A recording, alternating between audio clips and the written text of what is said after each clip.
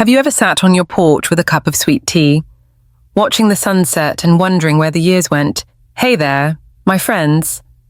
I'm Eva, 65 years young, calling you from my cozy corner in Eufaula, Alabama, where the lake sparkles and the crickets sing. I'm feeling as spry as ever, and I hope you're doing the same. Drop a comment and let me know how you're holding up today. I'm stepping into the shoes of Eleanor Harris, a woman whose heart I know you'll feel in your bones. I'll be telling her story, one of love, loss, and finding light again. If you're ready for a tale that's real as the dirt under our feet, hit that subscribe button so we can keep sharing these moments. Now, let's sit close and walk with Eleanor together. I was standing in this backyard, my pruning shears snipping at the rose bush I'd brought from our old place, when I heard them. The air was crisp, the kind of October chill in Durham, North Carolina, that makes you pull your sweater tighter. The leaves on the big oak tree out front were turning gold, and the ground smelled of damp earth and fallen petals. I'd been out there maybe 10 minutes, trying to save the last blooms before frost, when their voices drifted through the open kitchen window. Lauren's was sharp, like a knife slicing through butter. If she doesn't leave on her own, we'll have to do something, she said. We need that space. Nathan, my Nathan. My only son answered in that low, steady tone he's had since he was a teenager. Yeah. If she signs over her share, it's all ours. I froze, the shears halfway through a stem. A rose fell to the ground, its pink petals splaying out like a broken promise. My chest tightened, and for a moment, I thought I'd forgotten how to breathe. That house, the one with the white picket fence and the creaky porch swing, wasn't just brick and mortar. It was my heart, poured into a $200,000 check from Henry's life insurance. Every penny I had left after he passed, I gave it to them, to Nathan and Lauren, so they could have a home, a future, and now, standing there with dirt on my hands and a rose bush bleeding at my feet, I realized they were plotting to take it from me, to take me out of it. My name's Eleanor Harris, and I'm 64 years old. I've lived long enough to know life isn't a straight line. There are bends, breaks, and places where you stumble. But nothing prepares you for the moment you hear your own child call you a burden. I've been wanting to tell this story for a while now, not to point fingers or settle scores, but because I think someone out there needs to hear it. Maybe you felt invisible, too, like the world you built for the people you love has started to erase you. So, let me take you back to that afternoon, to the roses and the oak tree, and to the house that stopped being a home. It started with hope, the way most things do. When Henry died 6 years ago, I was lost.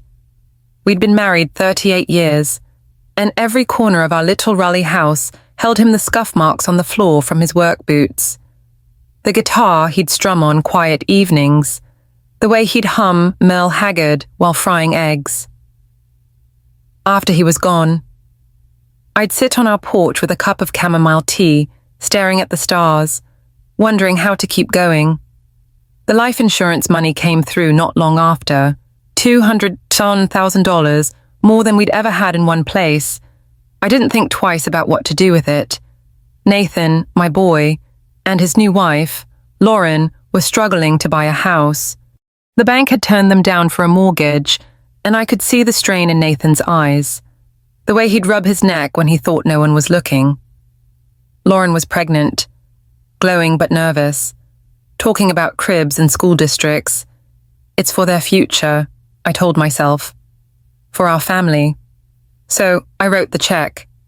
I can still see the moment I handed it to them, sitting at their tiny apartment table, the smell of takeout pizza lingering in the air. Nathan's eyes got wide, and he hugged me so tight I could feel his heartbeat. Mom, I don't know what to say, he said, his voice thick. You've given us everything. Lauren reached across the table, her manicured nails catching the light, and squeezed my hand. Eleanor, you'll always have a home with us, she said, her smile like something from a Hallmark card. Always. I believed them. I wanted to. They found a house in Durham, a 2-story with a wraparound porch and a backyard big enough for a swing set. It wasn't fancy, but it was solid. The kind of place where you could imagine kids running through sprinklers or neighbors dropping by with a pie. I sold my Raleigh house, Henry's, and mine to cover the rest of the down payment. And I moved in with them. I didn't bring much, a suitcase of clothes, a quilt my mother made, a wooden box with Henry's love letters, and that rose bush, which I dug up from our old garden. They gave me a room in the basement, more of a storage space than a bedroom, with a twin bed and a lamp that flickered if you bumped it. No windows, just cinder block walls and a faint smell of mildew. But I didn't mind. I was just happy to hear voices in the morning again, to know I wasn't alone.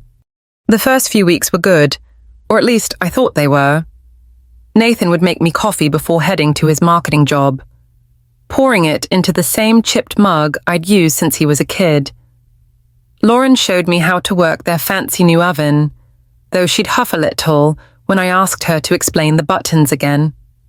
We'd sit at the kitchen table sometimes, planning the nursery or laughing about Nathan's terrible cooking. I'd bake apple pies, the kind Henry loved, and the smell would fill the house, mixing with the cedar scent of the floors. I'd look out at the oak tree in the front yard, its branches swaying like they were dancing, and think, this is enough. But then the cracks started showing, small at first, like hairlines in a mirror. Lauren began rearranging things. My quilt got folded away in a closet. My teapot was pushed to the back of the counter. She'd say, "Oh, Eleanor, I'm just tidying up." But her smile didn't reach her eyes. Nathan stopped making coffee, always rushing out the door with a quick, "See you, Mom." I'd hear Lauren on the phone with her friends, her voice bright but edged. "It's like having an extra kid," she said once, laughing, when she thought I was downstairs. I didn't sign up for this. I'd stand there, wiping down the counter I'd already cleaned, pretending I hadn't heard. I tried to make myself useful. I'd vacuum the rugs, fold laundry, water the rose bush. I didn't ask for much, just a place to belong. But the more I tried, the more I felt like a guest who'd overstayed. One evening, I asked Lauren if I could put a picture of Henry on the mantel, a black and white one from our wedding day. She tilted her head, her blonde hair catching the light, and gave me that smile again. "Oh, Eleanor, that's sweet, but it's a bit dated. Don't you think?" she said. "Maybe we can find something more modern for the living room." I nodded, tucking the photo back in my box, feeling like I'd asked for too much.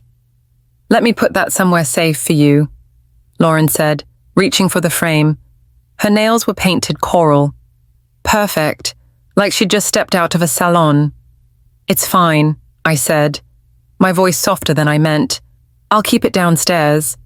She shrugged, already turning back to her phone. "Suit yourself, just trying to keep things tidy." I carried the picture to my room, the basement steps creaking under my weight. I set it on the little table by my bed, next to the lamp that never worked right. Henry's smile looked back at me, frozen in 1978 when we were young and thought love could fix anything. I sat there a long time, listening to the muffled sound of Lauren's laughter upstairs, wondering when I'd become someone to tidy away. It wasn't just the little things, though those added up. The Wi-Fi in the basement stopped working half the time, and when I asked Nathan about it, he'd mumble something about technical issues and change the subject. The fridge got a new rule: my food went in a corner on the bottom shelf, marked with a sticky note. "Just so we don't mix things up," Lauren said, her voice all sugar. I started eating less, not because I wasn't hungry, but because reaching for my own milk felt like asking permission. I kept quiet, kept smiling. I told myself it was temporary, that they were stressed with the baby coming. I'd raised Nathan alone after Henry's heart attack, through soccer games and late-night math homework.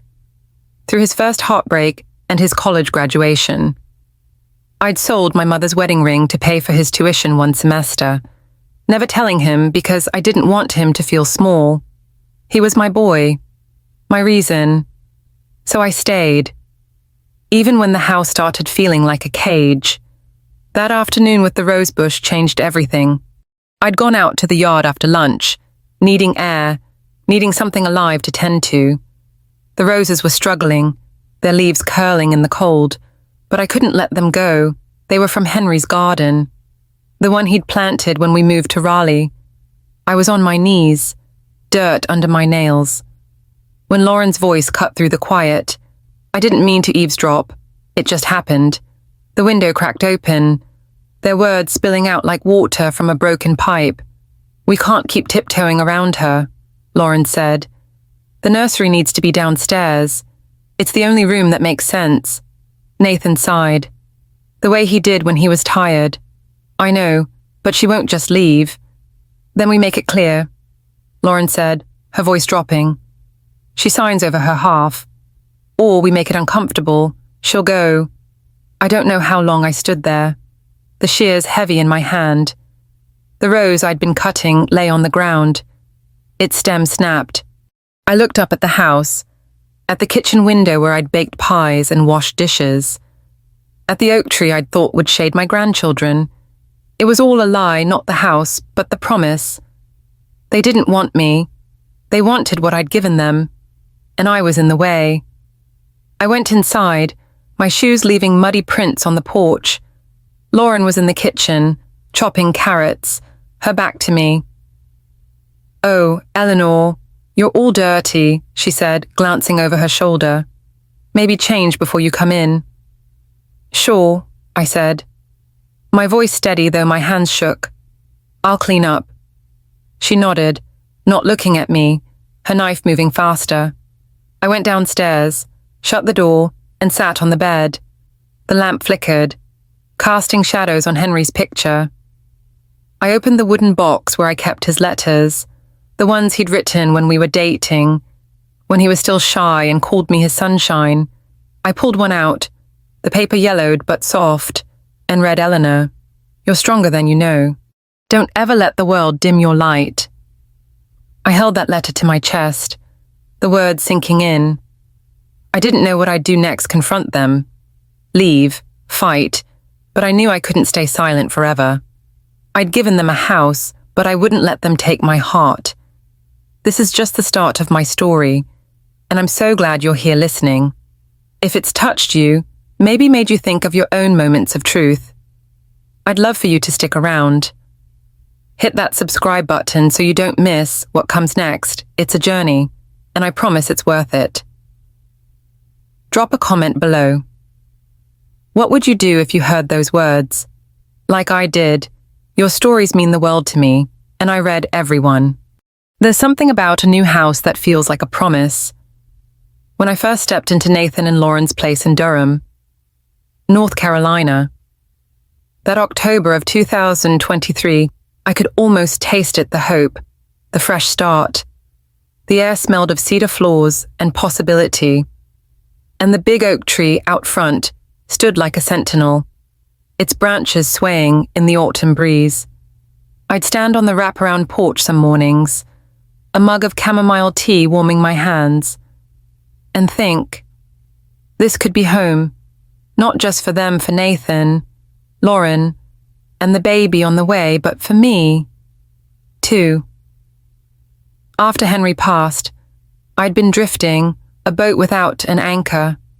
That house, with its white picket fence and creaky swing, felt like a place to tether myself again.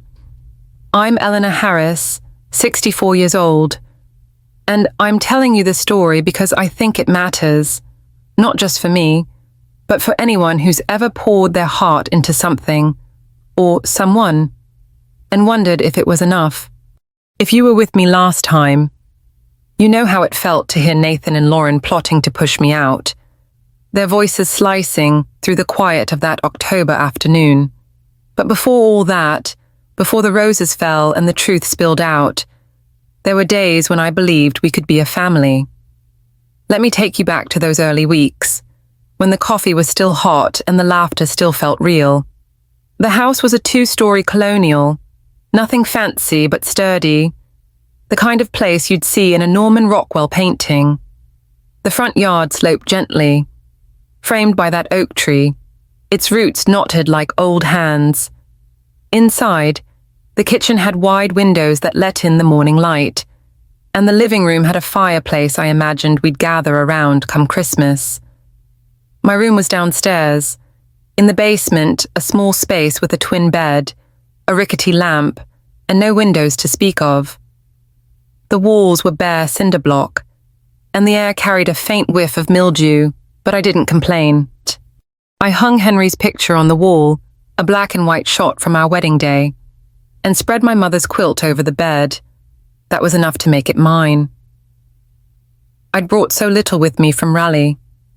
Just a suitcase of clothes, a wooden box filled with Henry's love letters, and the rose bush I'd dug up from our old garden. The rest our furniture, our dishes, the life we'd built I'd sold to help Nathan and Lauren afford this place. The $200,000 from Henry's life insurance had been the bulk of it. A check I wrote without hesitation. I can still see myself at the bank, my hand steady as I signed, though my heart was racing. It was everything we had, everything Henry had left me. But I thought, this is for Nathan. For his family. I'd raised him alone after Henry's heart attack, through fevers and broken bikes, through late-night talks about girls and dreams. If I could give him a home, a real one, then maybe I'd done my job as a mother. The day we closed on the house, Nathan picked me up from my motel where I'd been staying since selling my place and drove me to Durham. He was all smiles, his brown eyes bright like they'd been when he was a boy. "Mom, you're gonna love it," he said, one hand on the wheel, the other tapping to a Luke Bryan song on the radio. "It's perfect." Lauren was waiting on the porch when we pulled up, her blonde hair tied back, her hands resting on her just starting to show belly. "Eleanor, welcome home," she called, waving like we were in a movie. I hugged her, feeling the warmth of her sweater, and for a moment, I believed it. Home. Those first weeks were a whirlwind. Nathan helped me carry my things downstairs, joking about how I'd pack lighter than he did for college. "You sure this is all you need?" "Mom," he asked, setting my suitcase by the bed. "It's plenty," I said, smoothing the quilt. "I've got everything I love right here." He grinned, that lopsided smile that always reminded me of Henry. "Well, you let me know if you need anything. We're family." Lauren was in the kitchen, unpacking boxes of dishes, her laughter echoing as she held up a mismatched set of plates. "Eleanor, we're going to need your help making this place ours," she said. "You're the one with the magic touch." I smiled, rolling up my sleeves, and we spent the afternoon arranging the pantry, the smell of cardboard mixing with the lemon cleaner she loved. I taught her how to make my apple pie recipe, the one Henry used to sneak bites of before it cooled, the kitchen filled with the scent of cinnamon and baked apples. And for a while, it felt like we were building something together. Mornings were my favorite. Nathan would be up early, brewing coffee in the French press they'd gotten as a wedding gift. He'd pour me a cup, always in that chipped mug I'd brought from Raleigh, the one with the faded sunflower on it. "Here you go, Mom," he'd say, sliding it across the counter. "Don't tell Lauren I didn't measure the grounds." I'd laugh, the steam curling up between us, and we'd talk about small things, his job at the marketing firm, the weather, the baby names they were tossing around. Lauren would come downstairs later, her hair still damp from the shower, and start making lists, paint colors for the nursery, curtains for the dining room. "Eleanor, what do you think of sage green?" she'd ask, holding up a swatch. I'd nod, happy to be included, even if I wasn't sure my opinion mattered. I threw myself into making the house a home. I'd sweep the porch, scrub the counters until they gleamed, and tend to the rose bush I'd planted in the backyard. It wasn't much, just a scraggly thing with thorns, but it was mine, a piece of Henry I could still touch. I'd bake pies or roast a chicken for dinner, hoping the smells would draw Nathan and Lauren to the table. Sometimes they'd join me, and we'd eat under the glow of the kitchen light, the radio playing soft country tunes in the background. Other times, they'd grab their plates and head upstairs, saying they had work to do. I'd sit alone, cutting my chicken into smaller and smaller pieces, listening to the oak tree's branches tap the window in the wind. Looking back, I see the signs I missed. They were there, even in those early days, like shadows creeping in at dusk. Lauren started rearranging things without asking. My teapot, the one I'd used every night since Henry and I were married, got pushed to the back of a cabinet. "Oh, I was just making room," she said when I asked, her smile tight. My quilt, which I draped over the basement bed, ended up folded in a closet upstairs. "It's so pretty, Eleanor, but it clashes with the vibe," she said, gesturing at the living room's grey and white decor. I nodded, not wanting to make waves, but each time felt like a pebble dropped in my chest, rippling out. Nathan was different, too. He'd always been my talker, the boy who'd ramble about his day until I shushed him at bedtime. But now, he was quiet, distracted. He'd come home from work, kiss Lauren, and head straight to the office upstairs, his laptop glowing late into the night. When I tried to chat, he'd give me one-word answers or say, "Mom, I'm swamped." Okay. I told myself it was the pressure of his job, the baby, the new house. I didn't want to see what was right in front of me. One afternoon, about a month in, I was dusting the living room shelves when Lauren came home with a friend. A woman with a loud laugh and a purse that probably cost more than my car. They sat on the couch, sipping iced coffee, and I kept my head down, moving the rag over the wood. I wasn't trying to listen, but their voices carried. "It's great having Nathan's mom here for now," Lauren said, her tone light. "But, it's like an extra kid sometimes. I didn't sign up for that." Her friend laughed, and I felt my face burn. I slipped downstairs, the dust rag still in my hand, and sat on the bed, staring at Henry's picture. His eyes seemed to say, "You're still you, Eleanor." But I wasn't so sure. "Eleanor, you don't have to clean all the time," Lauren said later that day, finding me in the kitchen with a sponge. Her voice was sweet, but her eyes were on her phone. "I don't mind," I said, scrubbing a non-existent spot on the counter. "Keeps me busy." She tilted her head, her coral nails tapping the screen. "Well, just don't feel like you have to. This is your home, too." I smiled, nodding, but the words felt hollow. If this was my home, why did I feel like I was tiptoeing through it? Why did my mug keep ending up in the back of the cupboard, behind Lauren's sleek new ones? Why did the Wi-Fi in my room cut out every other day? And Nathan never had time to fix it. I kept trying, though I'd bake extra pies, leave them on the counter with a note for you two. I'd walk to the rose bush, whispering to it like it could hear me, telling it to hold on through the cold. I'd sit on the porch swing some evenings, listening to the crickets and the distant hum of Durham traffic, remembering the nights Henry and I would do the same in Raleigh. Back then, we'd dream about Nathan growing up, about the man he'd become. I'd pictured him kind, steady, like his father, and he was, once. I remembered the time he was 8, running home with a handful of daisies he'd picked from the neighbor's yard, his face beaming as he gave them to me. "For you, Mom," he'd said, not caring that they were half wilted. I'd kept those daisies in a jar until they crumbled. Now, sitting in that basement room, I wondered where that boy had gone. I'd open Henry's letters sometimes, late at night when the house was quiet, and read them by the flickering light of that lamp.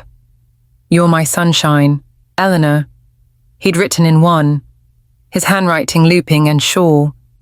"No matter what, you keep shining, I'd hold those words close, like a blanket against the chill creeping into my heart. I didn't know then how cold it would get, how the house I'd given everything for would turn against me. But even in those early days, I felt it, the shift, the slow unraveling.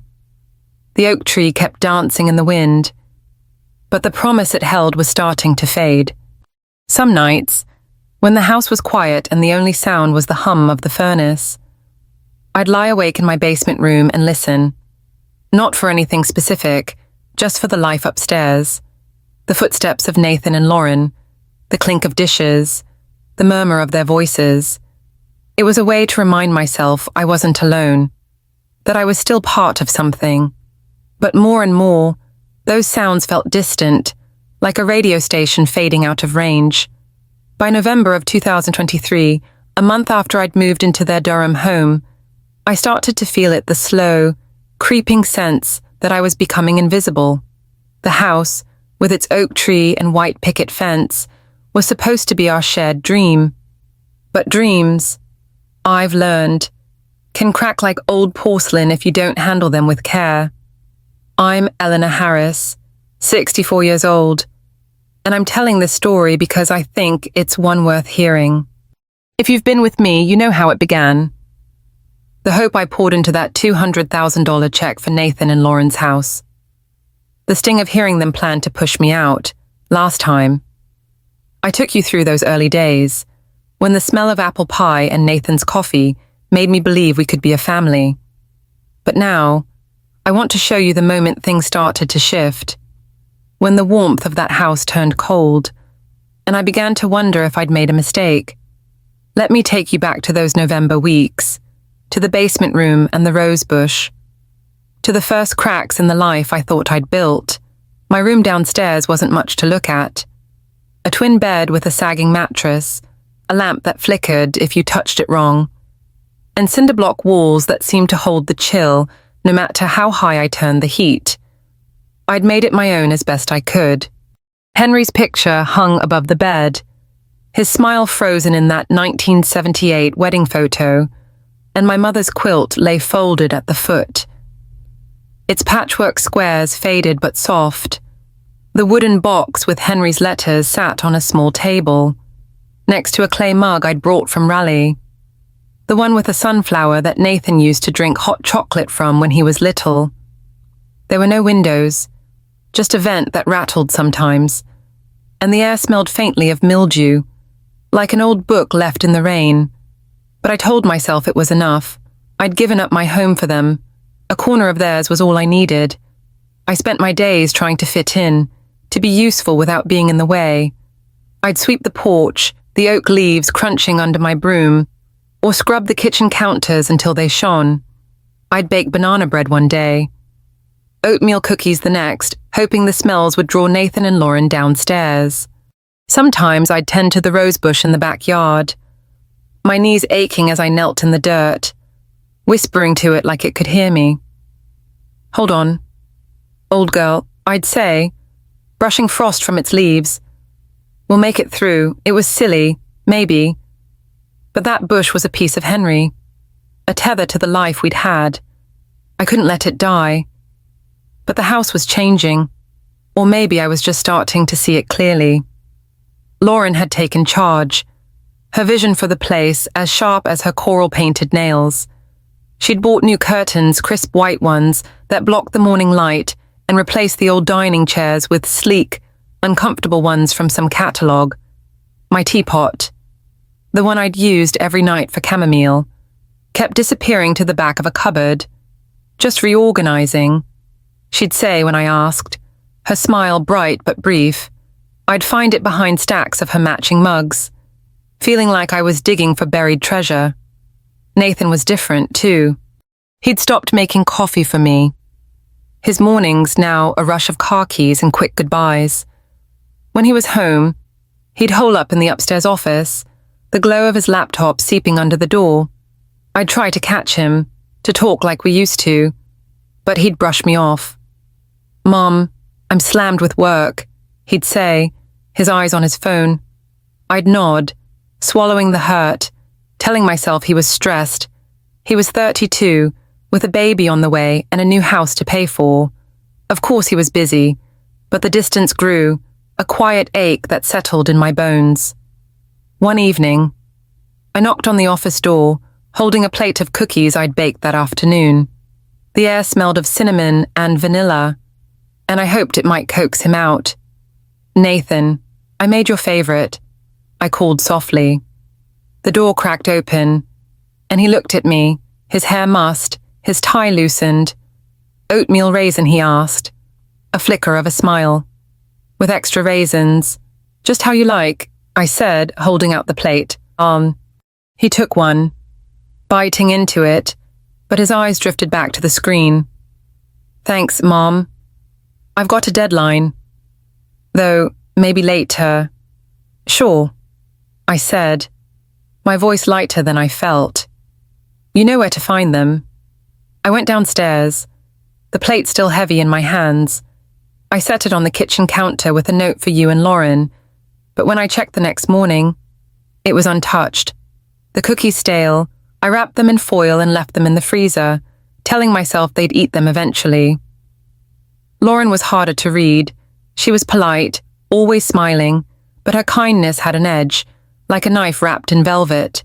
She'd started setting rules, small ones that added up. The fridge had a new system. My food went in a corner on the bottom shelf, marked with a sticky note that said Eleanor. "It's just to keep things organized," she said, her voice all sugar. I'd open the door, see my half carton of milk next to her almond milk and kombucha, and feel like I was trespassing. The Wi-Fi in the basement kept cutting out, leaving me to read by lamplight or listen to the old radio I'd brought. When I asked Lauren about it, she'd sigh, like I was asking her to move mountains. "I'll tell Nathan to look at it," she said, but nothing changed. One afternoon, I was folding laundry in the kitchen, socks, towels, Nathan's work shirts, when Lauren came home with a friend. They sat at the counter, sipping iced lattes, their laughter sharp and bright. I kept my head down, matching socks, but their voices carried. "It's great having Eleanor here for now," Lauren said, her tone casual. "But, it's a lot. Like an extra responsibility." Her friend chuckled. "God, I couldn't do it. My mother-in-law's a handful." "Too." I felt my face burn, my hands pausing over a towel. I wanted to say something, to tell them I'd given everything for this house, that I wasn't a burden. But I didn't. I finished folding, carried the basket downstairs, and shut the door. I sat on the bed, the lamp flickering, and looked at Henry's picture. His eyes seemed to hold me, steady and kind. I opened his letterbox, pulling out one from 1979, when we were newlyweds saving for our first house. "Eleanor, you're my home, no matter where we are," he'd written. I pressed the paper to my chest, wishing I could feel that certainty again.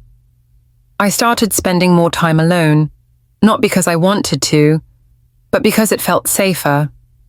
I'd sit on the porch swing, watching the oak tree's leaves fall, their gold and crimson piling up on the grass. I'd think about Nathan when he was small, how he'd run through our rally yard, chasing fireflies, his laughter like music. One summer, when he was 6, he'd fallen off his bike and scraped his knee bloody. I'd carried him inside, cleaned the wound, and held him until he stopped crying. "You're the best mom," he'd said, his arms tight around me. Now, I wondered where that boy had gone, if he was still in there, buried under the man who barely looked at me. I tried to bridge the gap. One Sunday, I made roast chicken, the kind Nathan used to beg for, with mashed potatoes and green beans. I set the table with the good plates, even lit a candle, hoping we'd eat together. I called up to them, my voice echoing in the quiet house. "Dinner's ready." Oren came down first, her phone in hand. "Oh, Eleanor, this looks amazing," she said, but her eyes were on the screen. "I've got a call with my sister, though. Can I take a plate up the stairs?" "Sure," I said, handing her one, my smile tight. Nathan followed, rubbing his neck. Smells great. Mom, but I've got some emails to catch up on. Rain check. Of course, I said, my voice steady though my throat burned. I watched them climb the stairs, their plates balanced carefully, and sat at the table alone. The candle flickered, casting shadows on the empty chairs. I cut my chicken into small bites, chewing slowly, the radio playing a soft Patsy Cline song in the background. I fall to pieces. It crooned, and I felt it, the pieces of me scattering with every step they took away. I didn't cry, not then. I cleared the table, wrapped the leftovers, and went downstairs. I opened Henry's box again, reading another letter by the dim light. You're stronger than you know. Sunshine, he'd written. I held on to those words, but they felt fragile, like the roses fighting the frost outside. I didn't know what was coming, didn't know how deep the cracks would run, but I felt them, spreading through the house, through my heart. The oak tree kept swaying, but its shade felt colder now, and I was starting to wonder if I'd ever find warmth again. There are moments in life that cut so deep they change the way you see the world. For me, that moment came on a rainy November afternoon in 2023 in the backyard of Nathan and Lauren's Durham home, with my pruning shears in hand and a rosebush shivering under the drizzle. I'd been out there, trying to save the last blooms from the frost, when their voices slipped through the cracked kitchen window. Lauren's was sharp, like a shard of glass. If she doesn't leave on her own, we'll have to make it clear, she said. We need that room for the nursery.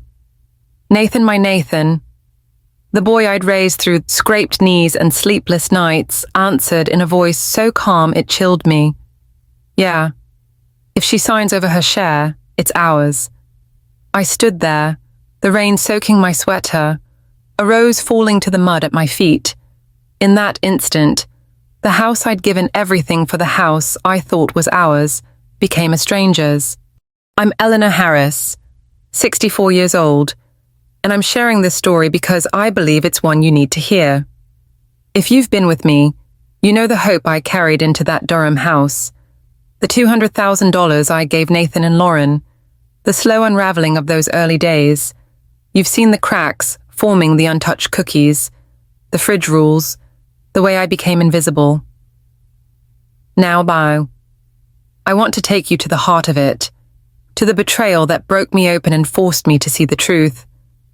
Let me walk you back to that rainy day, to the roses and the oak tree, and to the moment I realized my son wasn't mine anymore. I don't know how long I stood in the backyard, the shears heavy in my hand. The rain was light, more mist than downpour, but it clung to my hair, my face, mixing with the tears I didn't know I was crying. The rosebush looked as battered as I felt, its leaves curling, its thorns sharp against my fingers. I'd brought it from our Raleigh home, Henry's garden, a piece of him I couldn't let go. Now it seemed to mirror me out of place, fighting to survive. I looked up at the house, its white siding blurred by the rain, and saw the kitchen light glowing. Inside, Nathan and Lauren were planning my exit, as if I were a tenant who'd overstayed. The oak tree in the front yard swayed, its branches creaking, and I felt a hollowness I hadn't known since Henry died. I didn't go inside right away. I couldn't. My legs felt like they belonged to someone else, and my heart was pounding so hard I thought it might break through my ribs. I knelt by the rose bush, pretending to prune, though my hands were shaking too much to cut straight. Their words kept echoing, make it clear, signs over her share. I'd given them $200,000, every penny of Henry's life insurance, to buy this house. I'd sold our Raleigh home, left behind the porch where Henry and I used to sit, the garden where we dreamed of growing old. I'd done it for Nathan, for the family he was building with Lauren. And now, they wanted me gone, not just from their lives, but from the deed, the one thing that tied me to this place. When the rain grew heavier, I forced myself to move. I slipped through the back door, my shoes leaving muddy prints on the porch, Lauren was in the kitchen, chopping carrots for a stew, her blonde hair pulled into a neat bun. She glanced up, her coral nails flashing under the light. "Eleanor, you're soaked," she said, her voice bright but clipped. "Maybe change before you track mud and shore." I said, my throat tight. I kept my eyes down, afraid she'd see the hurt in them. "I'll clean up." She nodded, her knife moving faster, the rhythm sharp and steady. I went downstairs to my basement room, the steps creaking under my weight. The air was damp, the mildew smell stronger than usual. I shut the door and sank onto the bed, the sagging mattress groaning. The lamp flickered, casting shadows on Henry's picture, his 1978 smile steady as ever. I wanted to scream, to march upstairs and demand answers, but I didn't. I just sat there, my wet sweater clinging to my skin, and tried to make sense of it. I don't know what hurt more, their plan to push me out, or the ease with which they discussed it. Nathan's voice, so calm, so matter-of-fact, was a knife in my chest. I remembered him at 10, crying in my arms after a bully stole his lunch money, promising he'd never let anyone hurt me. I'd sold my mother's wedding ring that year to pay for his soccer camp, never telling him because I wanted him to feel big, not small. Now, he was ready to erase me for a nursery, for space, for a life that didn't include me. And Lauren, her words were colder. But I'd seen it coming. The sticky notes on the fridge, the Wi-Fi that never worked, the way she'd sigh when I asked for help with her fancy oven. It wasn't just thoughtlessness, it was strategy. I needed to know more, to understand how far this went. That evening, after Lauren and Nathan went upstairs, I crept into the kitchen. The stew was simmering. It smelled rich but heavy, like a memory gone sour. I checked the trash can under the sink, something I'd never done before, driven by a hunch I couldn't name. There, crumpled among coffee grounds and carrot peels, was an envelope from Carolina Private Lending. My hands trembled as I smoothed it out.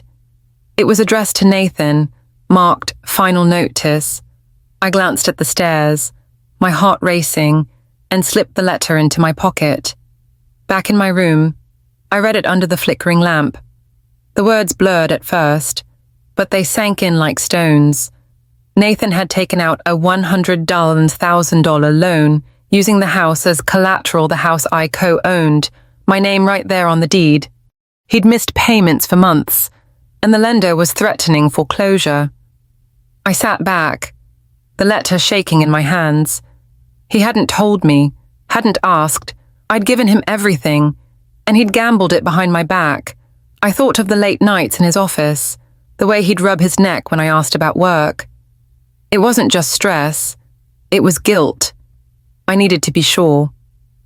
The next morning, while Lauren was at a prenatal yoga class and Nathan was at work, I called an old friend of Henry's, a lawyer named Tom, who'd helped us with our rally house. I sat on the porch swing, the oak tree's leaves rustling above me, and dialed his number. My voice was steady, though my hands weren't. "Tom, I need to understand something," I said, explaining the letter, the loan, the deed. He listened, his voice calm but serious.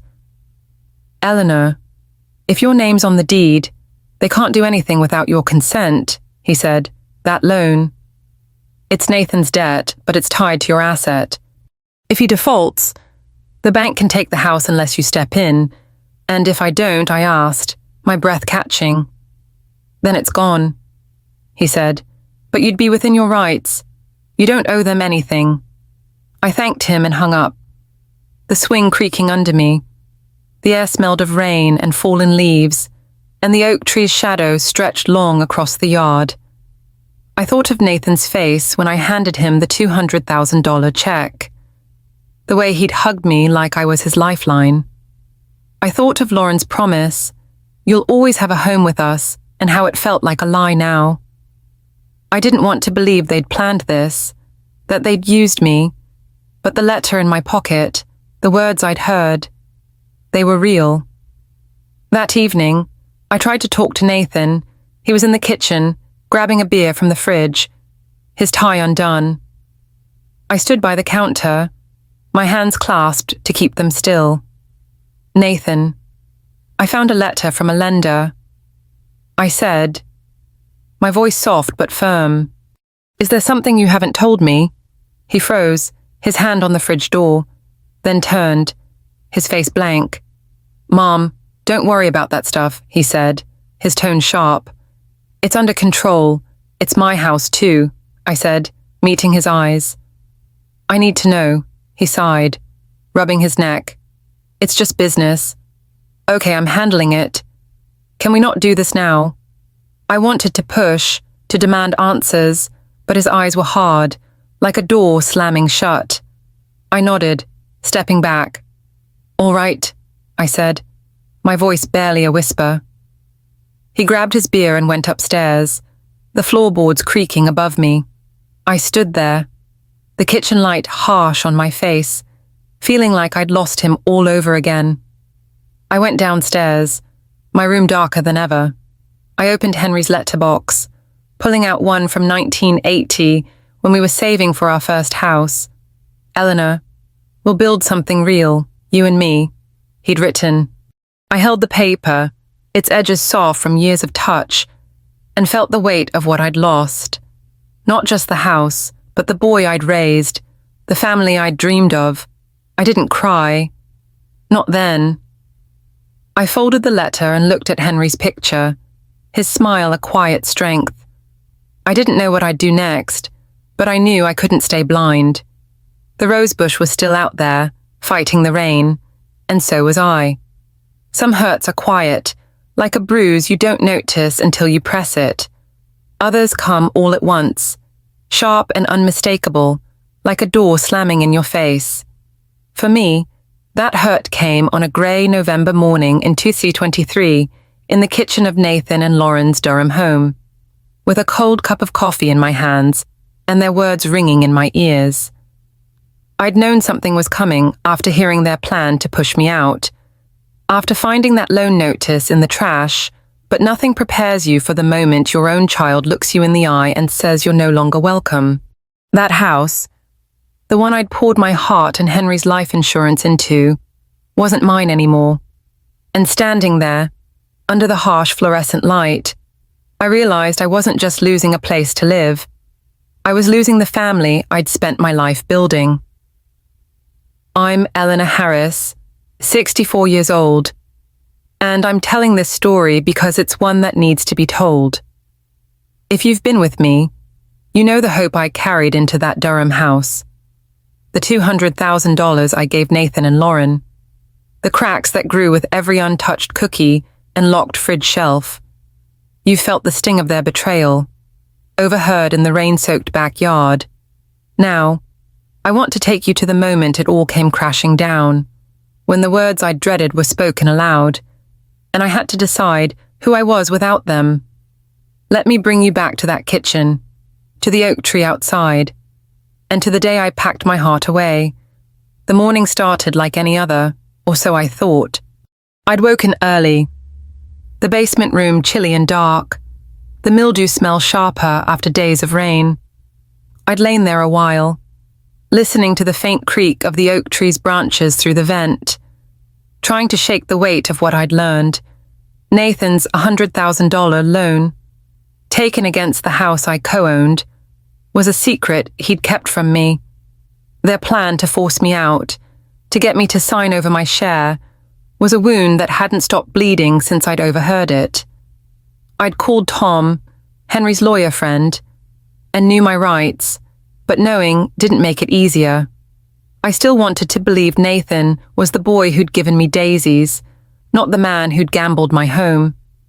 I went upstairs to make tea, my footsteps soft on the creaky steps. The kitchen was quiet, the counters gleaming under Lauren's obsessive cleaning.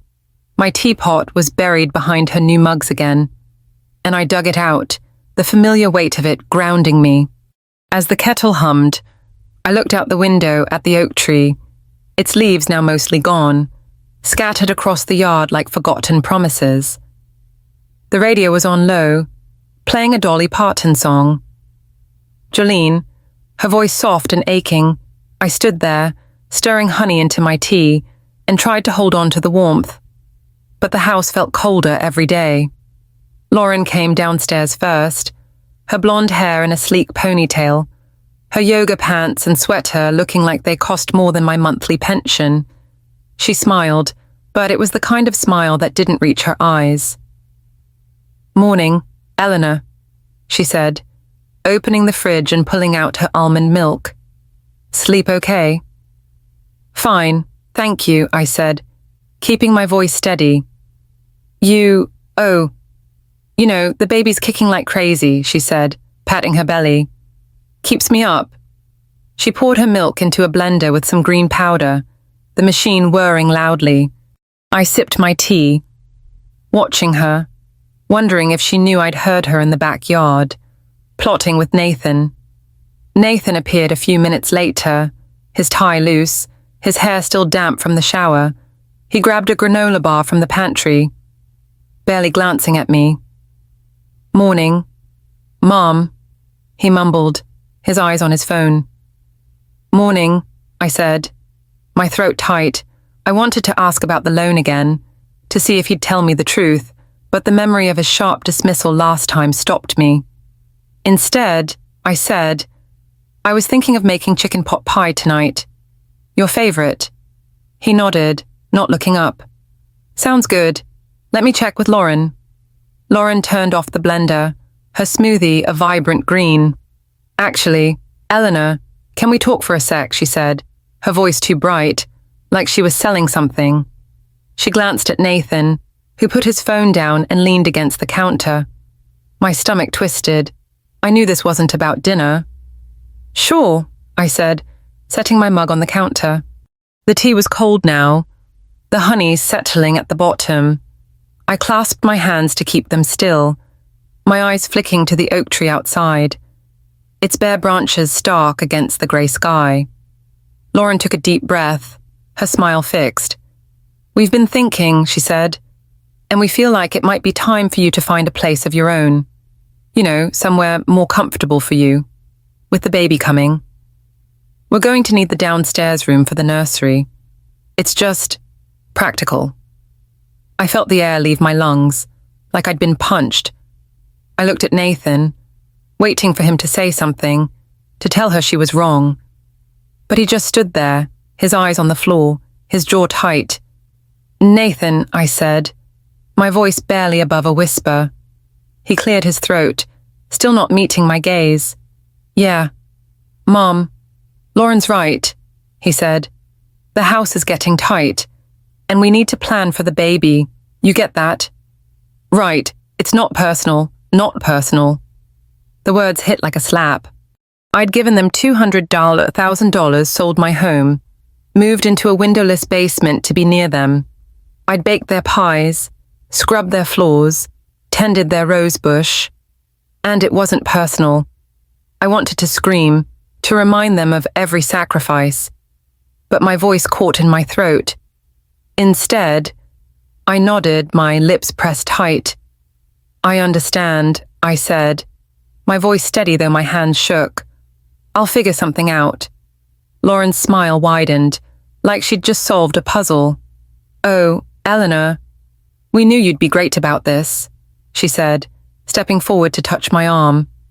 Her hand was cold, her nails brushing my sleeve. "We just want what's best for everyone." I pulled back, just enough to break the contact. "Of course," I said, turning to the sink to rinse my mug. I needed something to do, something to keep me from falling apart. The water ran over my hands. Too hot, but I didn't care. Behind me, I heard Nathan grab his keys, muttering about work. Lauren said something about a doctor's appointment. They left the kitchen, their footsteps fading up the stairs, and I was alone again. The radio now playing a soft Willie Nelson tune always on my mind. The irony wasn't lost on me. I stood there, the sink dripping, the oak tree's shadow stretching across the window. I thought of Nathan at 5, clinging to me when I left for night shifts at the hospital, begging me not to go.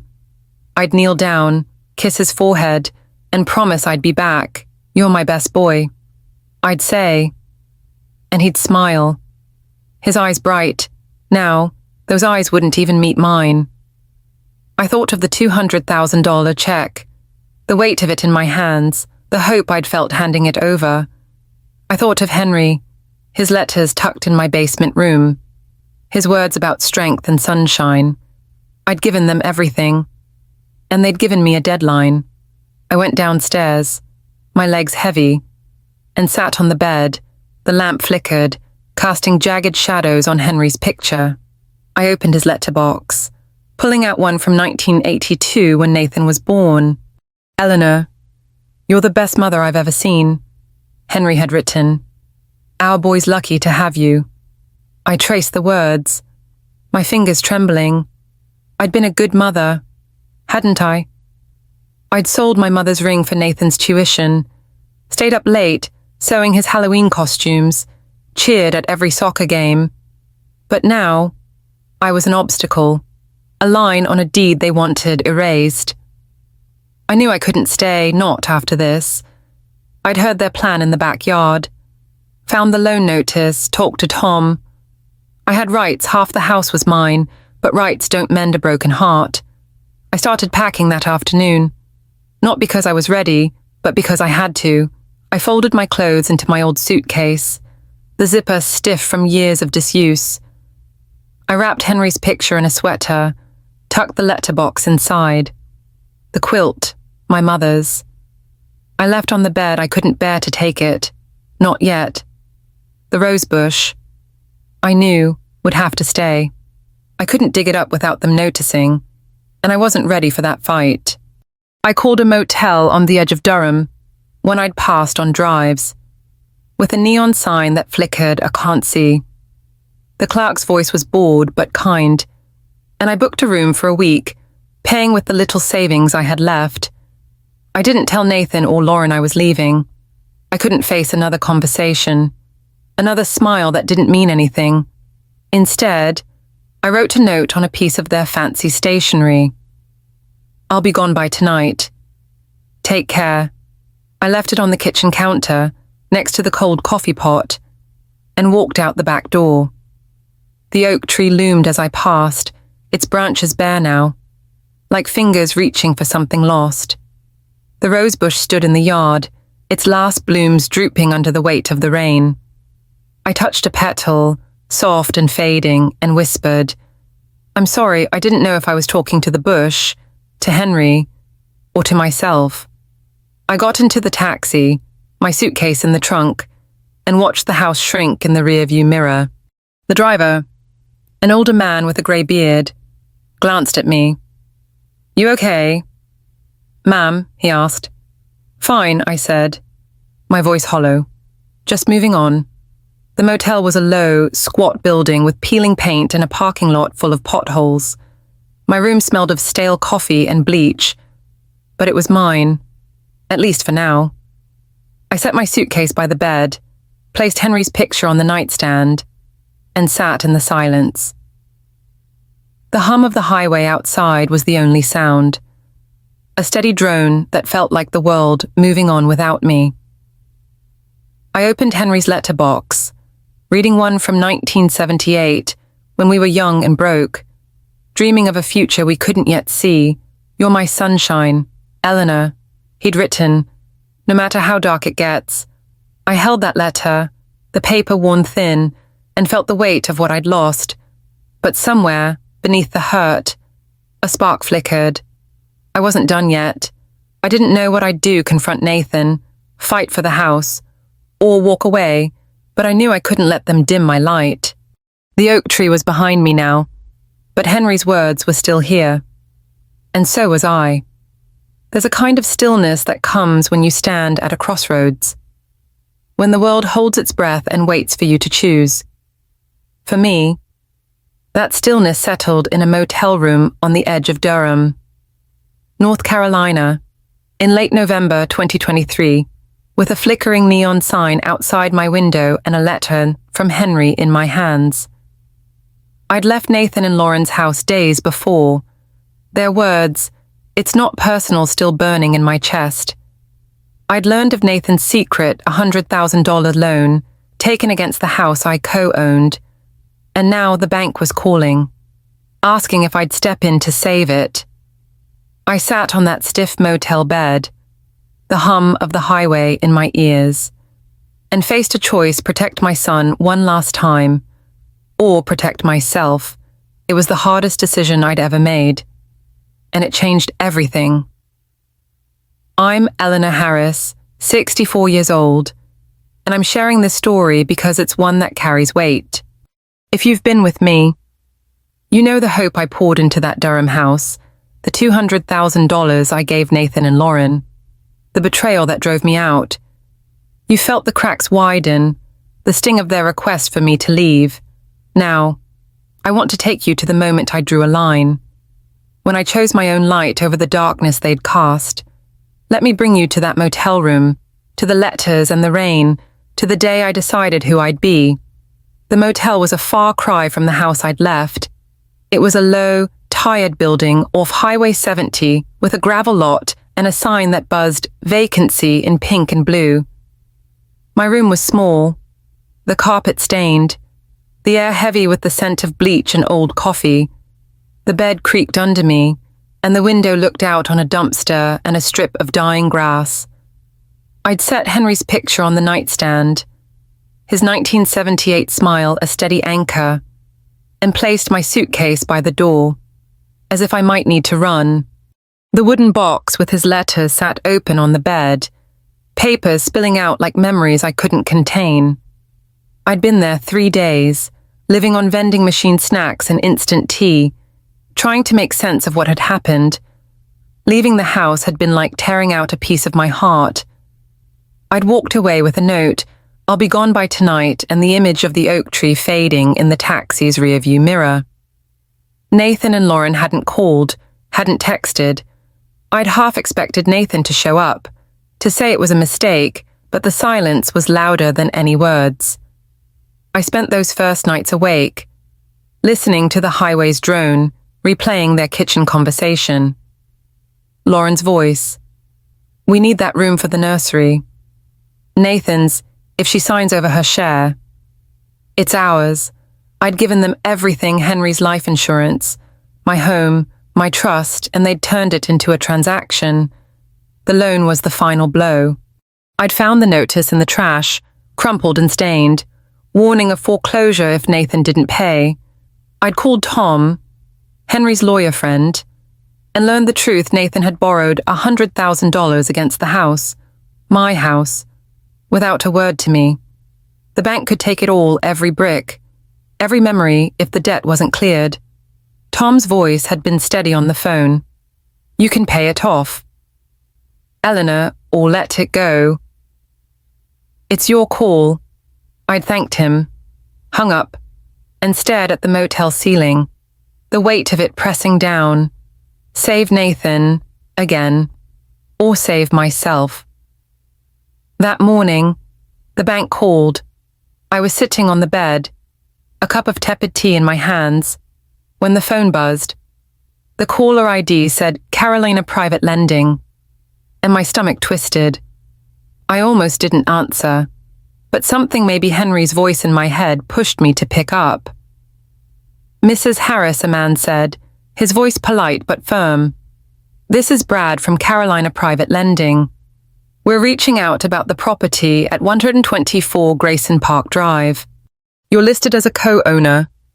"Yes," I said, my voice barely above a whisper. "What's this about?" He cleared his throat. "Your son, Nathan Carter, has defaulted on a $100,000 loan secured by the property. We've sent multiple notices, but there's been no response. Unless the balance is addressed, we'll begin foreclosure proceedings next week. As co-owner, you have the option to intervene." I closed my eyes, the phone heavy in my hand. "What happens if I don't?" I asked. "Then the house is sold to cover the debt." He said, "You'd lose your stake, and your son would lose the property. I need to know your intentions by Friday." I thanked him, my voice mechanical, and hung up. The room felt smaller, the walls closing in. I set the phone down and picked up one of Henry's letters, the one from 1980 when Nathan was born. "You're the best mother. Eleanor," he'd written, "our boy's lucky to have you." I traced the words, my fingers trembling. I'd been that mother. Hadn't I? I'd stayed up through fevers, sewn costumes, sold my mother's ring for his dreams. But Nathan wasn't that boy anymore.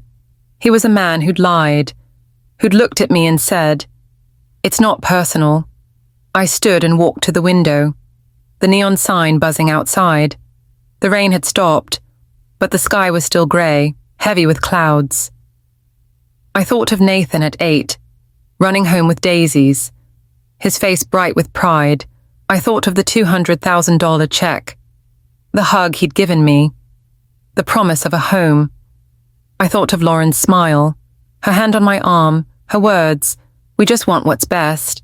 And I thought of the rose bush left behind in their yard, its petals falling under the weight of the rain.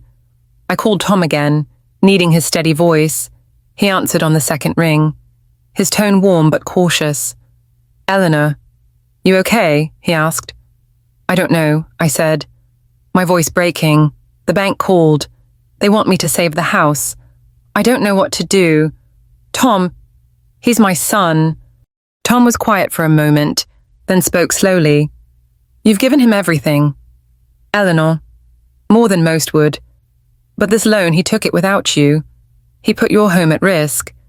You don't owe him this. But if I don't help, they'll lose everything," I said, tears stinging my eyes. "The baby, Eleanor," he said, his voice firm but kind. "You can't save someone who doesn't want saving. Nathan made his choice. What do you want for you?" I didn't answer right away. I looked at Henry's picture, his smile steady, and felt the question settle in my chest. What did I want? I'd spent so long wanting for others for Henry, for Nathan, that I'd forgotten how to want for myself. I thanked Tom and hung up, my hands shaking. I sat on the bed, the letter from 1980 still in my lap, and let the tears come. They were quiet, the kind that don't make a sound. But they carried years of weight, every sacrifice, every hope, every hurt. The next day, I went to a diner across from the motel, a place with cracked vinyl booths and coffee that tasted like burnt toast. I sat by the window, a notepad in front of me, and wrote down my options. Pay the loan, keep the house, stay tied to Nathan and Lauren, or let it go. Lose my stake, but walk away free. The waitress, a woman about my age with grey hair and kind eyes, refilled my coffee. "You look like you're carrying the world." "Hun," she said, her voice soft, "just figuring out where to put it down," I said, managing a smile. She nodded, like she understood, and left me to my thoughts. I stared at the notepad, the pen heavy in my hand. I thought of Nathan's face when I'd confronted him about the loan. His eyes hard, his voice sharp. "It's under control." I thought of Lauren's smile, her hand on my arm, her words like a script. I thought of the house, the oak tree, the rose bush I'd left behind. And I thought of Henry, his letters, his belief in me. "You're stronger than you know." Sunshine. I made my choice that afternoon, back in the motel room, with the rain starting again outside. I called Brad at the bank, my voice steady though my heart was racing. "This is Eleanor Harris," I said, "about the loan on Grayson Park Drive. I'm not intervening.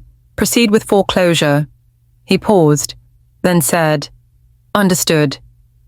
Mrs. Harris. We'll send the paperwork to confirm. Thank you for letting us know." I hung up, my hands trembling, and sat on the bed. The room was quiet. The highway's hum, a distant pulse.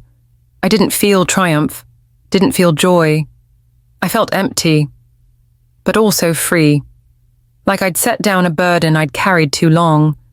I wasn't saving Nathan this time, not because I didn't love him, but because I loved myself too. I'd given him a house, but I wouldn't give him my soul.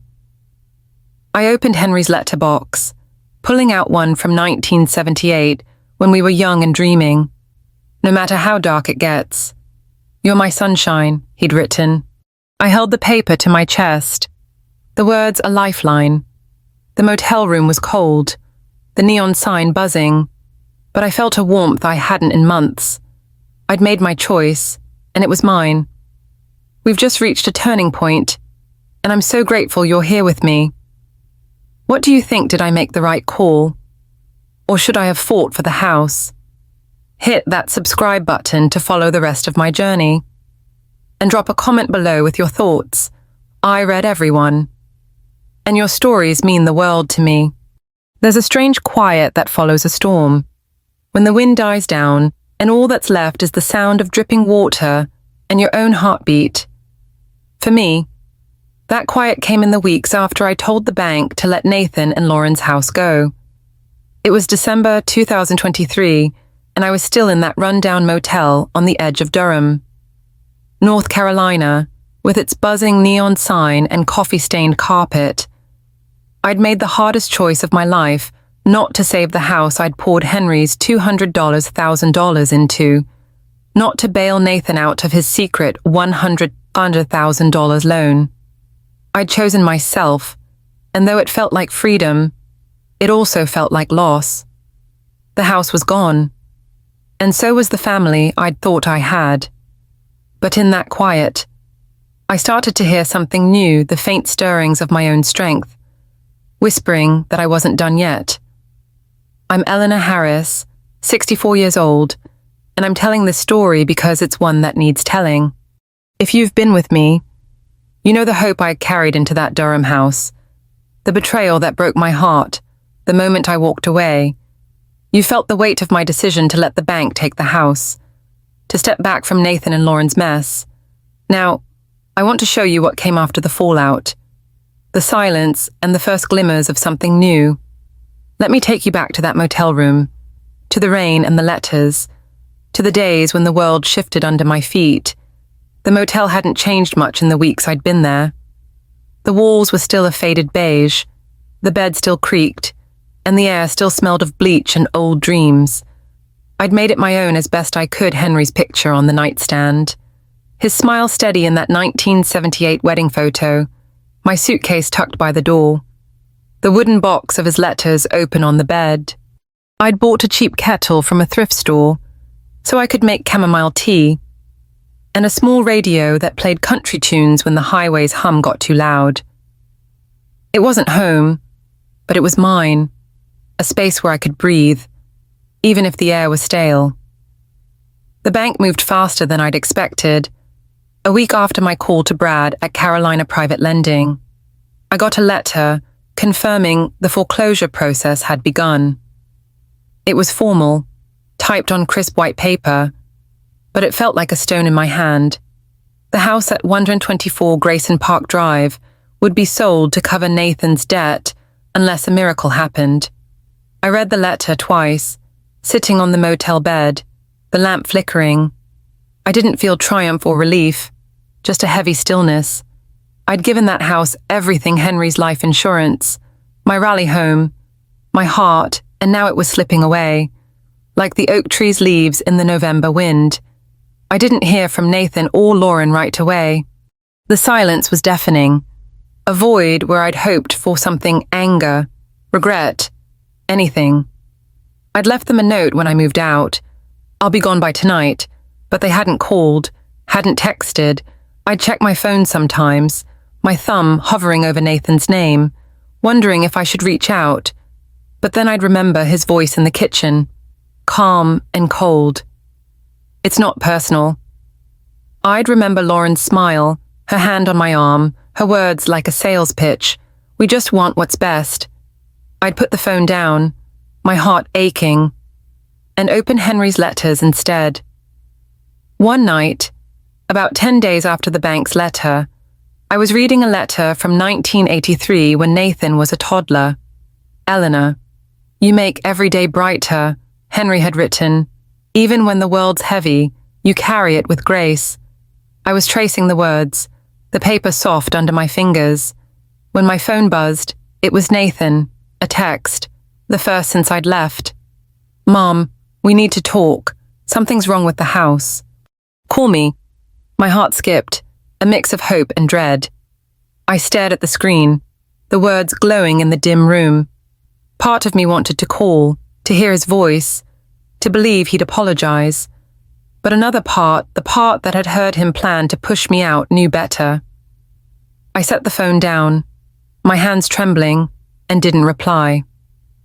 The next morning, I walked to the diner across the street, the one with the cracked vinyl booths and the waitress who called me Hon. I sat by the window, a cup of coffee steaming in front of me, and tried to sort through my thoughts. The rain had started again, a soft patter on the glass, and the jukebox played a low Johnny Cash tune, Ring of Fire. I pulled out the bank's letter, reading it again, though I knew it by heart. I thought of Nathan's text. His words so vague, so urgent. I thought of the house, the oak tree, the rose bush I'd left behind.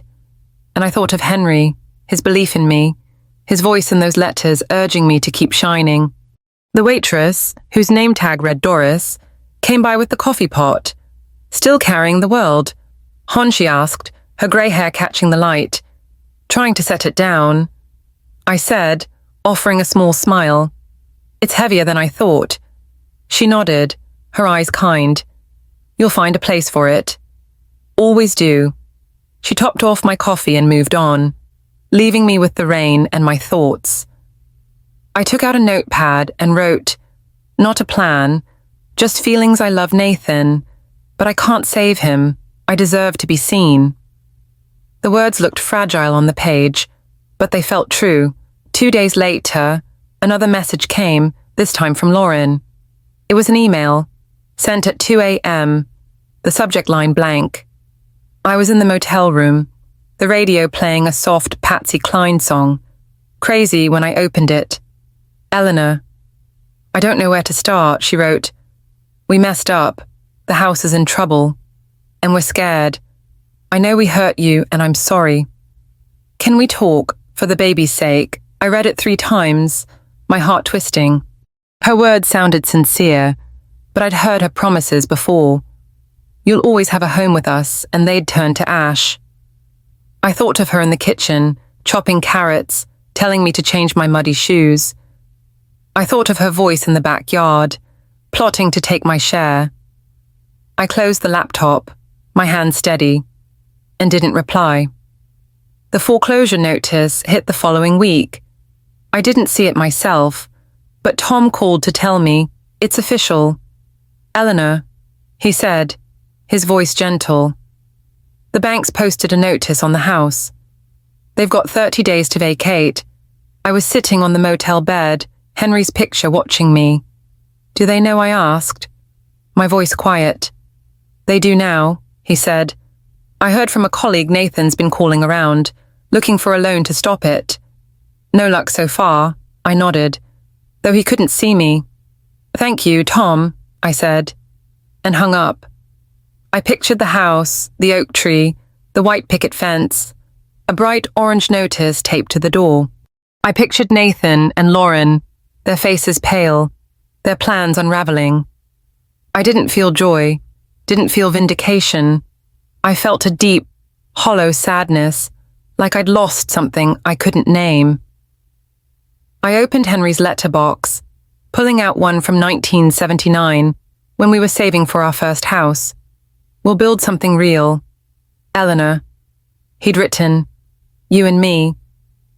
I held the paper, its edges worn, and wished I could talk to him, just for a moment. That evening, I walked to the diner, needing air, needing people, even strangers. The rain had stopped, and the sky was clear, stars pricking through the dark.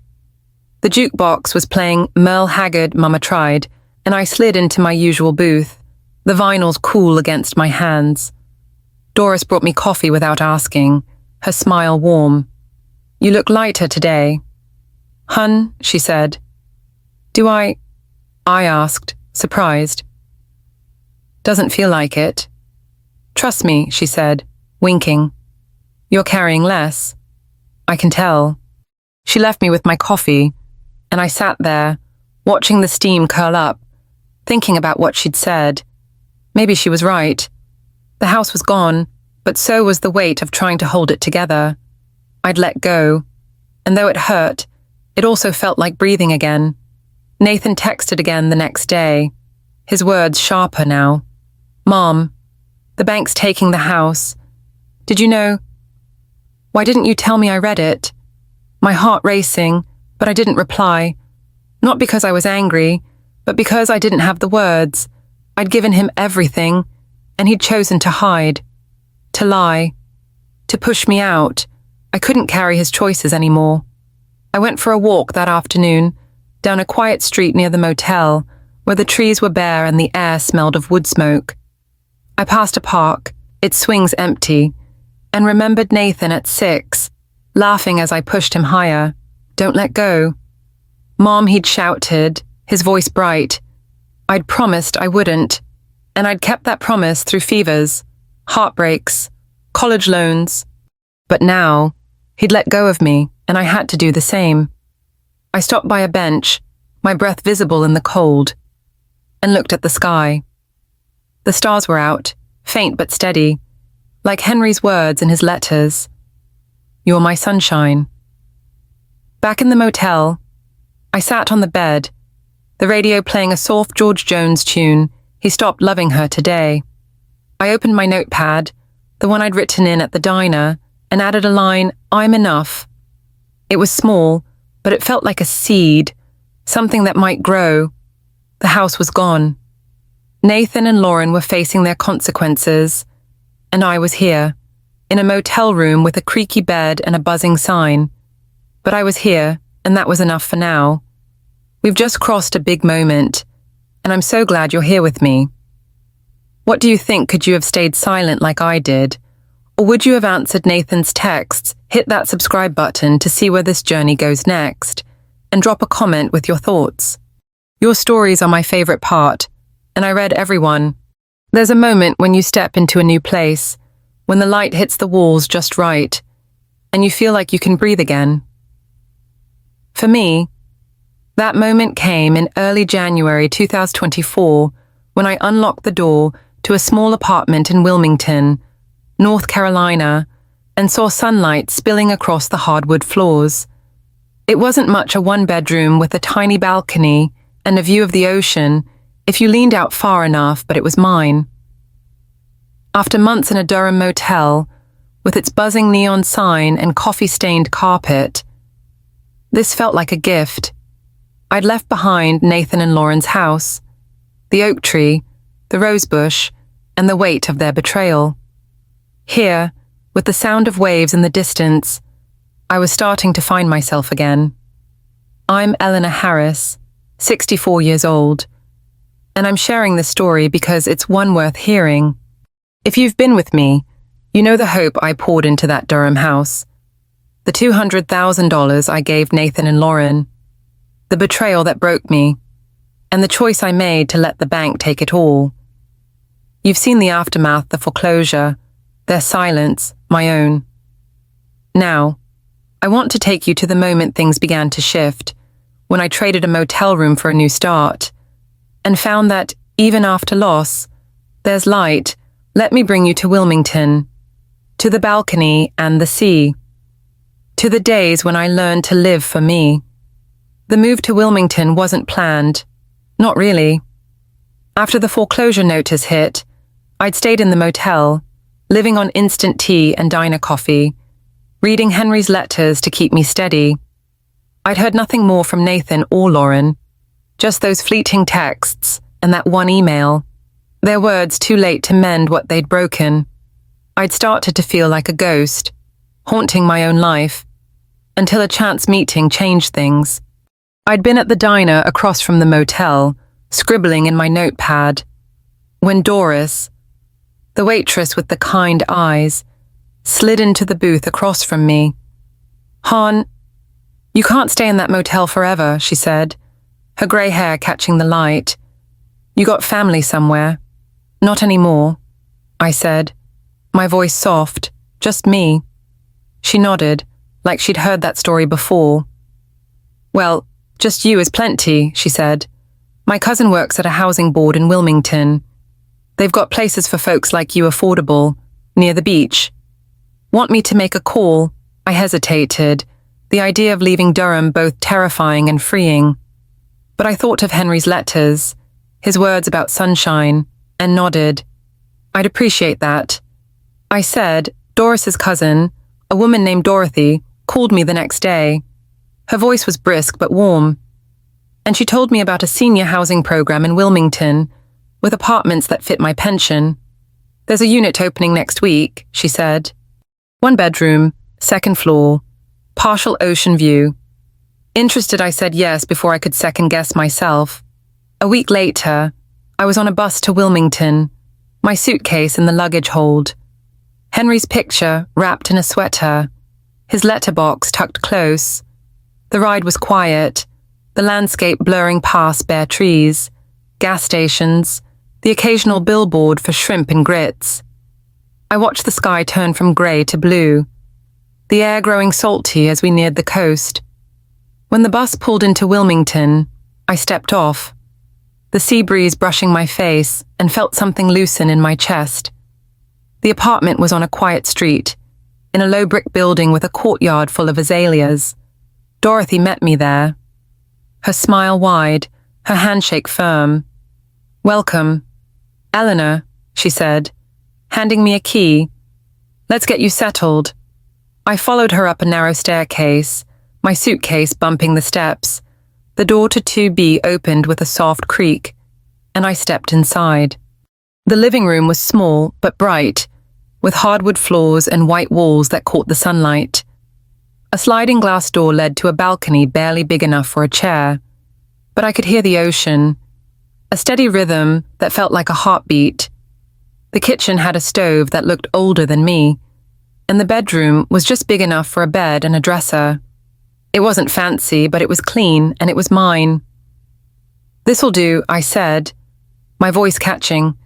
I set my suitcase down, the weight of it lighter than I'd expected. Dorothy grinned. "Thought it might," she said. "You need anything, you call me. I'm not far." She left, and I stood there, the key still in my hand. I walked to the balcony, the breeze cool and salty, and leaned out. The ocean was a thin blue line on the horizon, shimmering under the sun. I closed my eyes, listening to the waves, and thought of Henry.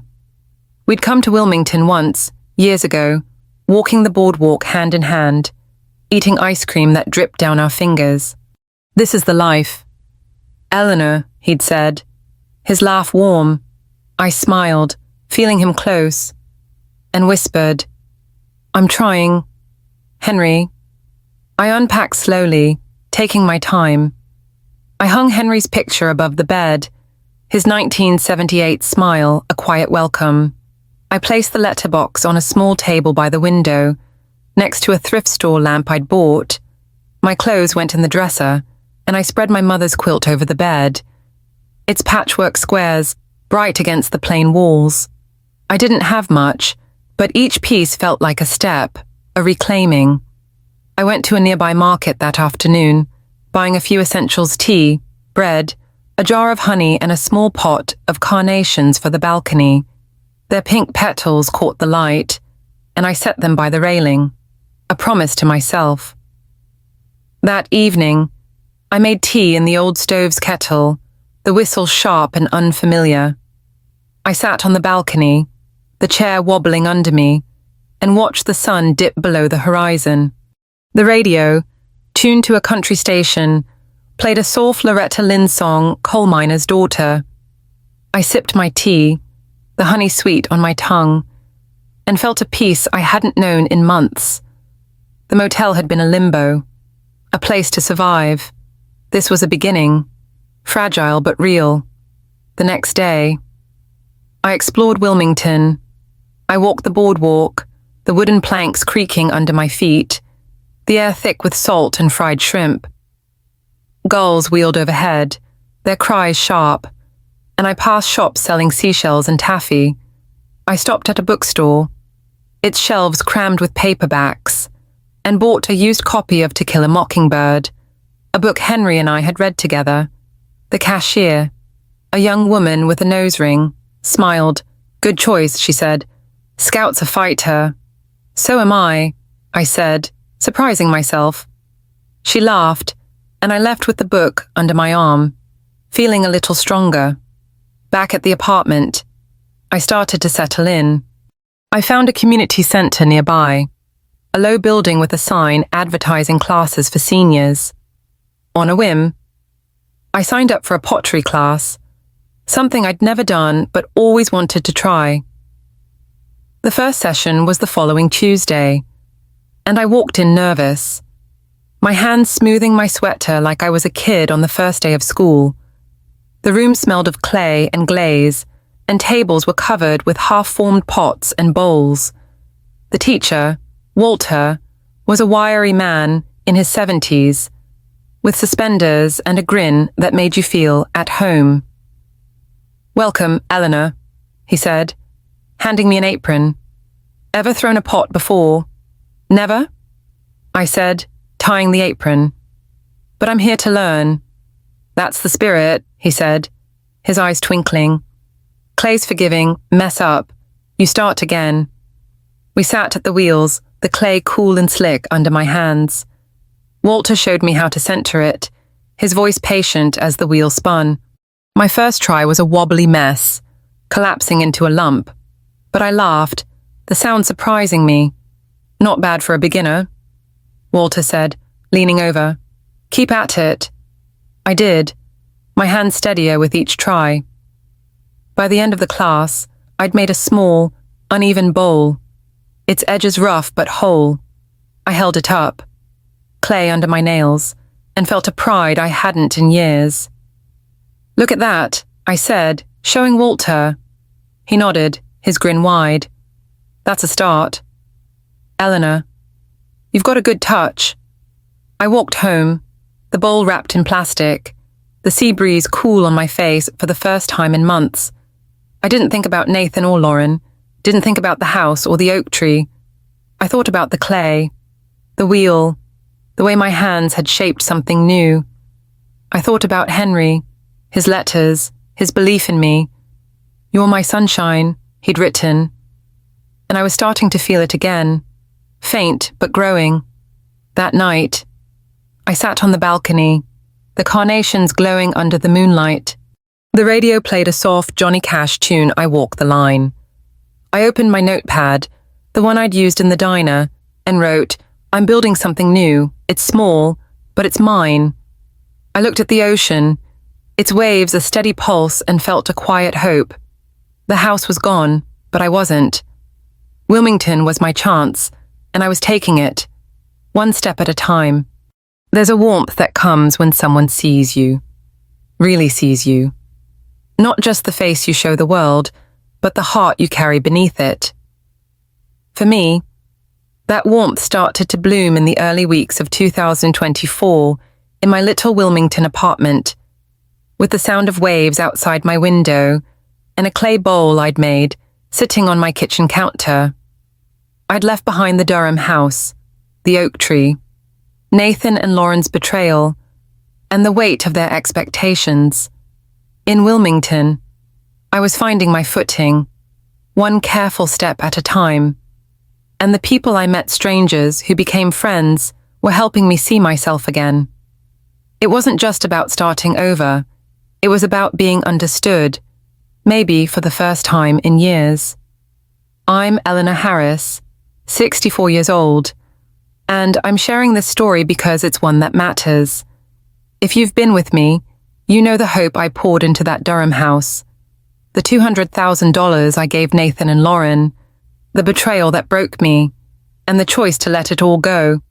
You've seen me take my first steps in Wilmington, finding a home in a sunlit apartment and a spark in a pottery class. Now, I want to take you deeper, to the moments when I found connection, when I realized I wasn't as alone as I'd thought. Let me bring you back to Wilmington, to the boardwalk and the carnations, to the days when I started to shine again.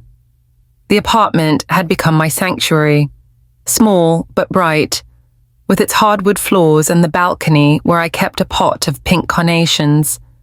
I'd wake each morning to the sound of gulls and the faint roar of the ocean, brewing chamomile tea in my thrift store kettle and sitting by the window with Henry's letters. His picture hung above my bed, his 1978 smile a quiet companion, and my mother's quilt lay across the couch, its patchwork squares a reminder of roots I still carried. I'd started a routine tea at 7, a walk at 9, pottery class on Tuesdays and Thursdays. It wasn't much, but it was enough to keep me moving forward, to keep the shadows of Durham at bay. Wilmington was different from Durham, softer somehow, with its salty air and slower pace. The boardwalk was my favorite place, its wooden planks worn smooth by years of footsteps. I'd walk there most days, passing shops selling fudge and seashell necklaces, watching kids chase waves and couples share ice cream. The sea was a constant, its rhythm steady, and I'd stop sometimes to lean on the railing, letting the breeze tangle my hair. I thought of Henry often, remembering our trip here decades ago, how we'd laughed when a seagull stole his French fry. "That's life, Eleanor," he'd said, wiping salt from his hands. "You gotta share." I smiled at the memory, feeling him close, and wondered if he'd be proud of me now. The pottery class at the community center was my anchor. It was held in a sunny room with long tables and shelves of half-finished pots. The air thick with the earthy smell of clay. Walter, the teacher, was a wiry 70-something with suspenders and a knack for bad jokes that made everyone groan. He'd shuffle around, offering tips and encouragement. His hand stained with glaze, my first bowl, uneven but whole, sat on my counter now, a reminder that I could create something, even if it wasn't perfect. Each class, I'd sit at the wheel, the clay cool under my palms, and lose myself in the spin, the shaping, the quiet focus of making. One Tuesday, as I was smoothing the rim of a new pot, Walter leaned over, his eyes twinkling. "Eleanor, you've got a gift," he said. "This one's got soul." I laughed, brushing clay from my hands. "It's lopsided." "Walter, don't flatter me. Lopsided's just character," he said, grinning. "Like me. You keep going, you'll make something beautiful." His words stayed with me, not because they were grand, but because they were true. I wasn't just shaping clay, I was shaping myself, finding edges I hadn't known I had. The other students, mostly retirees like me, were kind, their chatter filling the room with warmth. There was Betty, a former nurse with a loud laugh, and George, a quiet widower who made tiny vases for his daughter. They'd tease me about my fancy bowls, and I'd tease back, the ease of it surprising me. For the first time in years, I felt seen, not as Nathan's mom or Lauren's burden, but as Eleanor, someone with a story worth hearing. "Eleanor, you coming to the craft fair?" Betty asked one day, wiping glaze from her fingers. "We're selling our stuff next month. You should bring that bowl." "Oh, I don't know," I said, my cheeks warming. "It's not good enough for that." "Not good enough," she scoffed, her laugh booming. "Honey, it's got your heart in it. That's plenty." I smiled, tucking a strand of hair behind my ear. "Maybe," I said, and for the first time, I meant it. The idea of sharing something I'd made, of standing in the sun with people who valued me, felt like a door opening. Outside of class, I was finding other connections. One afternoon, I stopped at a coffee shop near the boardwalk, a cozy place with mismatched chairs and the smell of roasted beans. I was reading my copy of To Kill a Mockingbird, the pages worn from Henry's and my old notes, when a woman approached my table. She was about my age, with short silver hair and glasses perched on her nose. Eleanor Harris, she asked, her voice tentative. I looked up, startled. Yes, that's me. She smiled, her eyes crinkling. It's Mary Sullivan, from Durham High, class of 77. We were in English together. Remember, I blinked, memories flooding back study halls, giggling over Jane Austen, passing notes in the hall. Mary, I said, my voice warm. My goodness, it's been forever. We hugged, the kind of hug that feels like coming home, and she slid into the chair across from me. What are you doing in Wilmington? She asked, her coffee steaming. Starting over, I said, the words simpler than I'd expected. You same, she said, her smile softening. Lost my husband a few years back. Moved here to be near the water. It heals. You know, I nodded, thinking of the ocean, the way it carried my thoughts away. We talked for hours, catching up on decades' marriages, kids, losses. I told her about Nathan, about the house, about the betrayal. My voice steady but raw. She listened, her hand on mine, her eyes never leaving my face. You're stronger than you think. Eleanor, she said when I finished, you walked away from that mess, and you're still here, building something new. That's no small thing. Her words hit me. Not because they were new, but because they came from someone who saw me, who understood. I felt tears prick my eyes, but I smiled. I'm trying, I said, one day at a time. We exchanged numbers, promising to meet again. And I walked home, the boardwalk bustling with evening crowds. The air smelled of salt and fried dough, and the sunset painted the sky pink and gold. I thought of Henry, his letters, his belief in me. You're my sunshine, he'd written. And Mary's words echoed it. Like a chorus, I was starting to believe. Back at the apartment, I kept building my life. I bought more carnations for the balcony, their petals bright against the grey railing. I started a journal, writing about the pottery class, the boardwalk, Mary's laugh. I wrote about Nathan, too, the pain still there but softer, like a bruise fading. I hadn't heard from him or Lauren since the foreclosure notice, and though it hurt, it also felt like freedom. I was no longer waiting for their apologies, no longer tying my heart to their choices. One evening, after pottery class, I stayed late to help Walter clean up.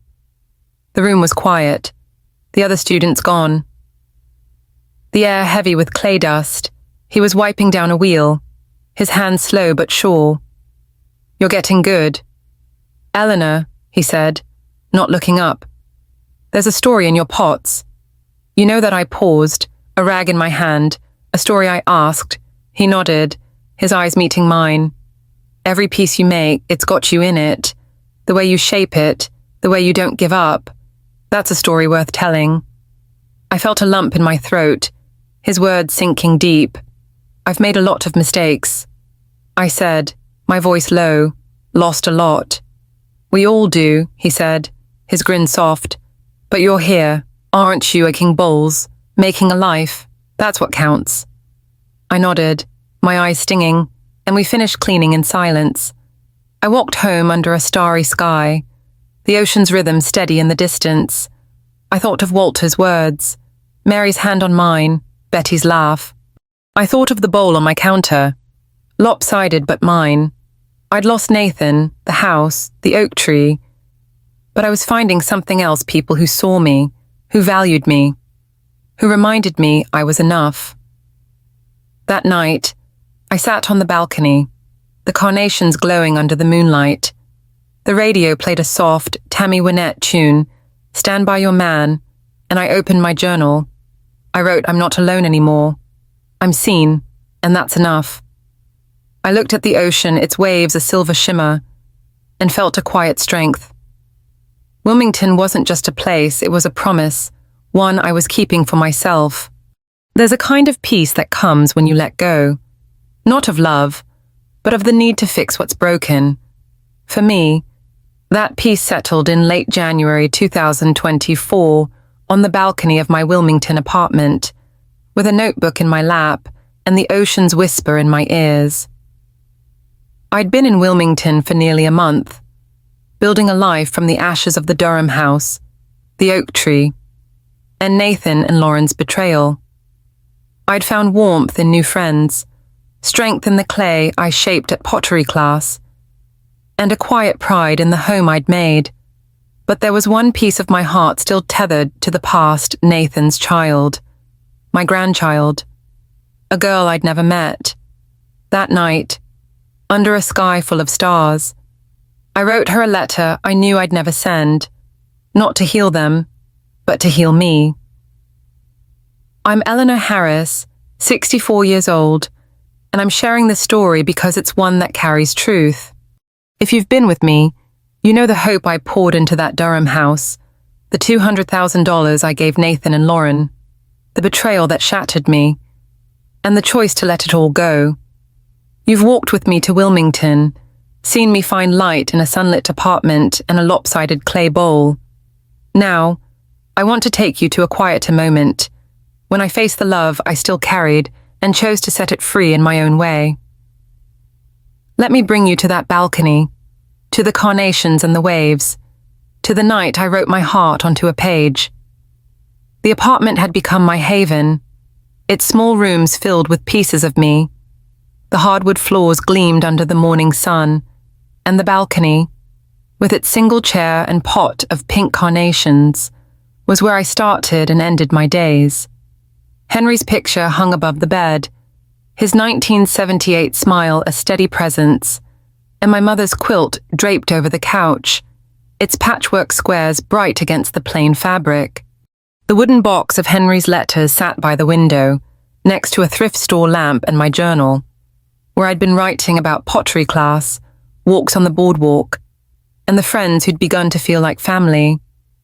Wilmington was teaching me that life could bloom again, even after the harshest winter. I'd heard nothing from Nathan or Lauren since the foreclosure, their texts and email fading into silence. The house at 124 Grayson Park Drive was gone, sold to cover Nathan's $100,000 loan, and I imagined them in a cramped apartment somewhere, facing the consequences of their choices. I didn't wish them ill despite everything. I couldn't, but I didn't wish for their return either. The pain was still there, a dull ache like an old bruise, but it no longer defined me. I was Eleanor, not just Nathan's mom or Lauren's burden, and that was enough. But there was one thought that lingered, soft but persistent, their baby, my granddaughter. I didn't know her name, didn't know if she'd been born yet, but she was real to me, a piece of Nathan I still loved. I'd see mothers with strollers on the boardwalk, their babies laughing or fussing, and feel a pang. I'd wonder what she looked like, if she had Nathan's brown eyes or Lauren's blonde hair. I'd wonder if she'd ever know me, or if I'd be a stranger, a name in a story they didn't tell. It wasn't anger that stirred those thoughts, but a quiet longing, a hope that something good could come from all we'd lost. That night, I was restless. I'd come home from pottery class, my hands still dusted with clay, and made tea in my old kettle, the whistle sharp in the quiet. The radio played a soft Dolly Parton tune, I Will Always Love You, and I took my journal to the balcony. The air cool and salty. The carnations glowed under the moonlight, their petals trembling in the breeze, and the ocean was a silver shimmer, its waves a steady heartbeat. I sat in the wobbly chair, the notebook open, and stared at the blank page. I didn't know what I wanted to say, only that I needed to say it. I started writing, not to Nathan or Lauren, but to her, the granddaughter I hadn't met. Dear little one, I began, my pen shaking. I'm your grandmother, Eleanor. I don't know if we'll ever meet, but I want you to know I love you, even now. The words came slowly at first, then faster, spilling out like water from a cracked dam. I wrote about the Durham house, the oak tree, the rose bush I'd left behind. I wrote about Nathan, how he'd once been my best boy, running home with daisies, his laugh brighter than the sun. I wrote about the pain, the betrayal, the choice I'd made to let the house go. And I wrote about Wilmington, the balcony, the clay bowls, the friends who'd reminded me I was enough. I hope you grow up knowing you're loved. I wrote, not just by your parents, but by me, even if I'm far away. Be kind, but be strong. Don't let anyone dim your light. I paused, tears blurring the ink, and thought of Henry, his letters, his words about sunshine. I thought of Nathan at 6, clinging to me when I left for work, promising he'd never let me go.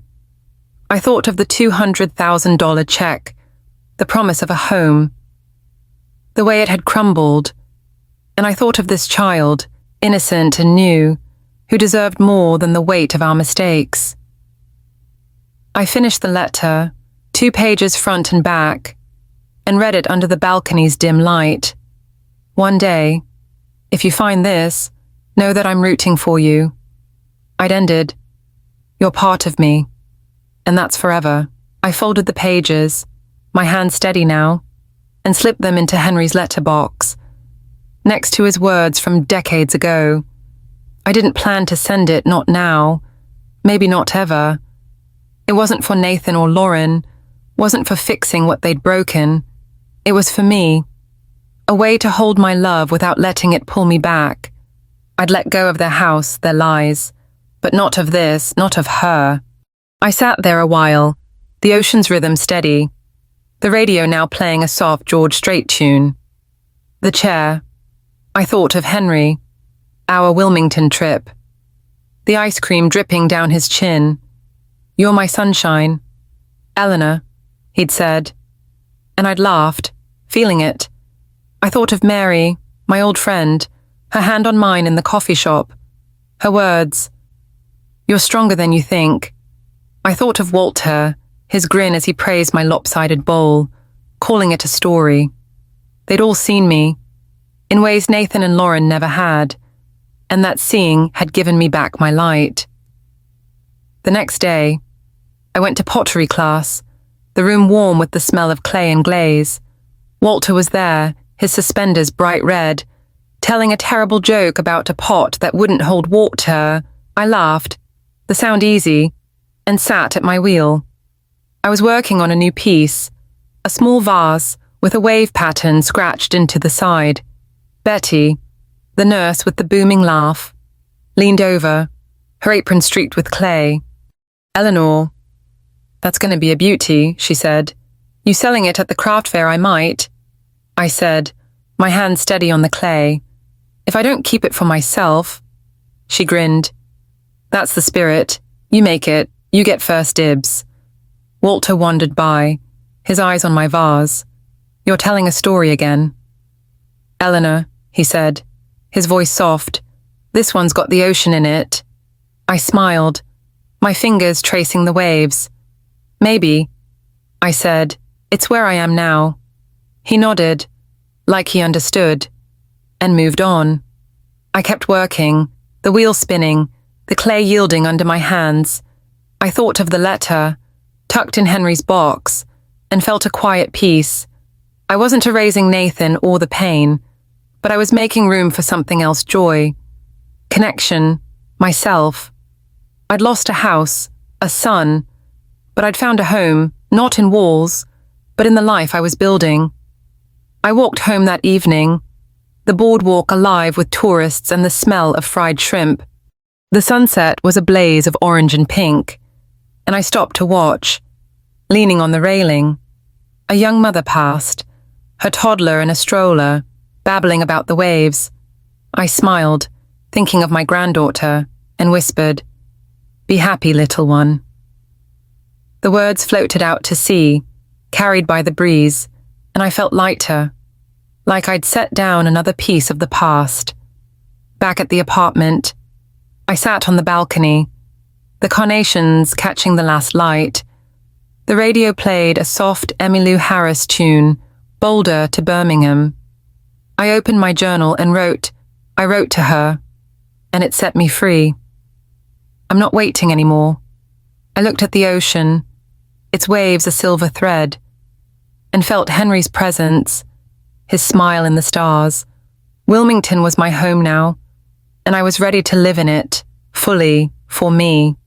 There's a power in speaking your truth, not to hurt others, but to set yourself free and maybe help someone else along the way. For me, that power came in February 2024 in a small coffee shop in Wilmington, North Carolina, with a reporter's notebook open and the sound of waves in the distance. I'd spent months rebuilding my life after leaving Nathan and Lauren's Durham house. After the betrayal, the foreclosure, and the $200,000 I'd given them turned to dust. I'd found a home in Wilmington, in a sunlit apartment and the clay I shaped at pottery class, in friends who saw me for who I was. But there was one last step to tell my story, not for revenge, but for clarity, for myself and others like me. That day, I found my voice and it changed more than I expected. I'm Eleanor Harris, 64 years old, and I'm sharing this story because it's one that needs to be heard. If you've been with me, you know the hope I poured into that Durham house, the pain of Nathan and Lauren's betrayal, the choice to let the bank take it all. You've walked with me to Wilmington, seen me write a letter to my unborn granddaughter, and find light in new friendships.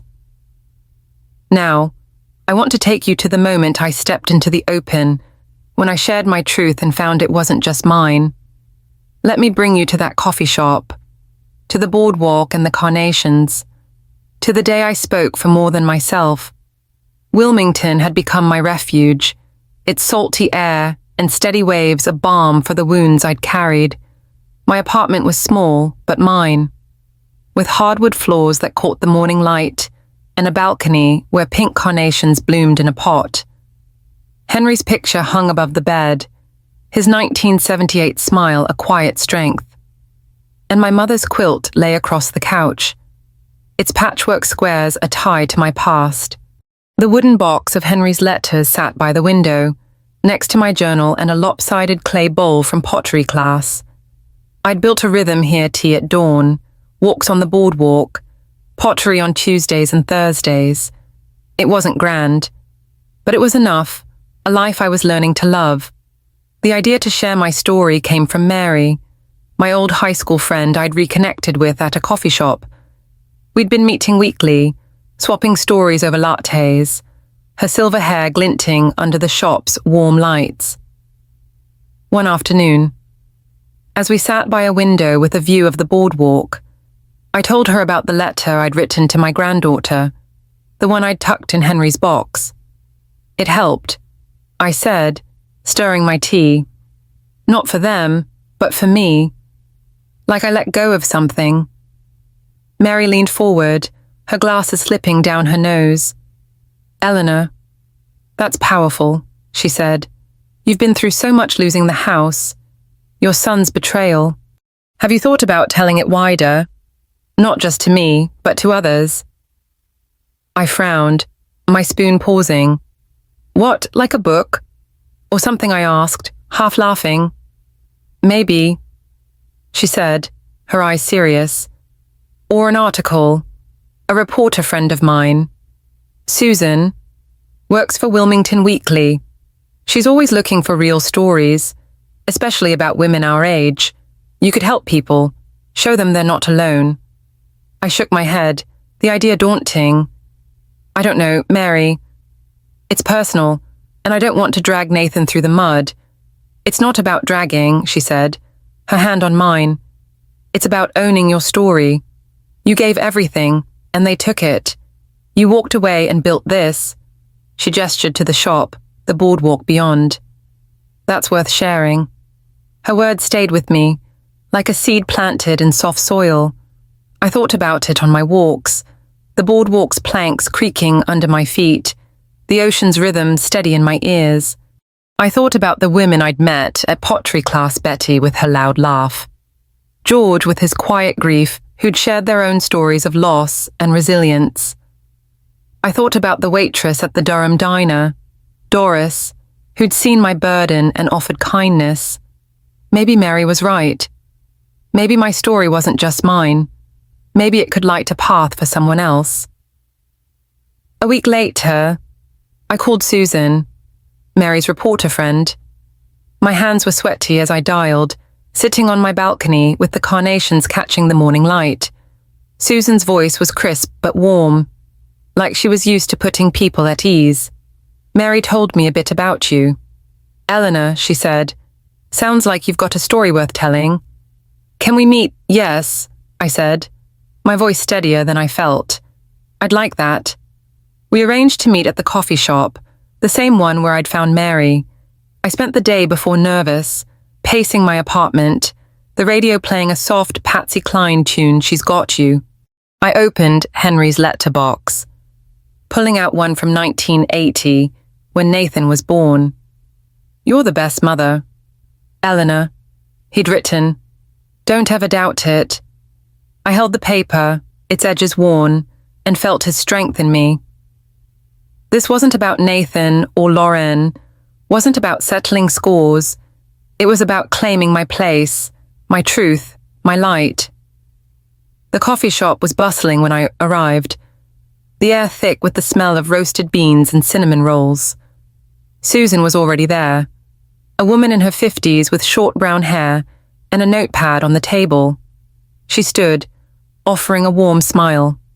Eleanor, so good to meet you, she said, shaking my hand. Mary speaks highly of you. She's a good friend, I said, sliding into the chair across from her. I'd brought my journal, not to read from, but as a talisman, its pages full of my Wilmington days. Susan opened her notepad, her pen poised. I'd love to hear your story. In your own words, she said, start wherever feels right. I took a deep breath, the ocean's hum faint through the window, and began. I told her about the Durham house, the $200,000 check, the oak tree I'd loved. I told her about Nathan and Lauren, their promises, their betrayal, the loan I'd found in the trash. I told her about the rainy afternoon I'd overheard their plan, the morning they asked me to leave, the motel room where I'd made my choice. I told her about Wilmington, the apartment, the pottery class, the friends who'd seen me. My voice shook at times, but I kept going, the words spilling out like clay taking shape on a wheel. Susan listened, her eyes steady, her pen moving across the page. When I finished, she set the pen down, her expression soft. Eleanor, that's incredible, she said. You've been through so much, and you're still here, building something new. Why share this now? I paused, looking out at the boardwalk, where a gull swooped low, because I want people to know they're not invisible. I said, not at my age, not ever. I gave everything. And it wasn't enough for them, but it was enough for me. I want others to know they can walk away, too, and still find light. She nodded, scribbling a note. Can we use your name, she asked, and quote you directly? Yes, I said, my voice firm. But I want one line at the top. This isn't revenge, it's clarity. Perfect, she said, her smile wide. I'll have a draft for you by next week. I left the shop, the boardwalk alive with evening crowds, the air smelling of salt and fried dough. The sunset was a blaze of orange and pink, and I walked home, my steps lighter. I'd been afraid to speak, afraid of what people might think. But saying it aloud had freed something in me. I wasn't hiding anymore, wasn't letting Nathan and Lauren's choices define me. I was Eleanor, and my story was mine to tell. The article ran the following Sunday. A 2-page spread in Wilmington Weekly titled, A Mother's Stand, One Woman's Journey Through Betrayal and Resilience. I bought a copy at a newsstand near the boardwalk, my hands trembling as I opened it. My words were there, alongside a photo Susan had taken of me on the balcony. the carnations bright in the background. This isn't revenge, it's clarity. Read the headline. Just as I'd asked, I read it twice. Sitting on a bench by the sea, the waves crashing softly. It wasn't a bestseller, didn't go viral, but it rippled. People at pottery class mentioned it, Betty clapping me on the back, Walter giving me a quiet nod. Mary called, her voice proud. You did it. Eleanor, you told the truth. The community took notice, too. A local senior centre invited me to speak at a discussion group, and strangers stopped me on the boardwalk, saying they'd read it, that it had touched them.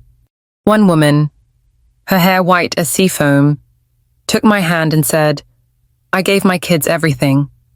2. Thank you for showing me I'm not alone.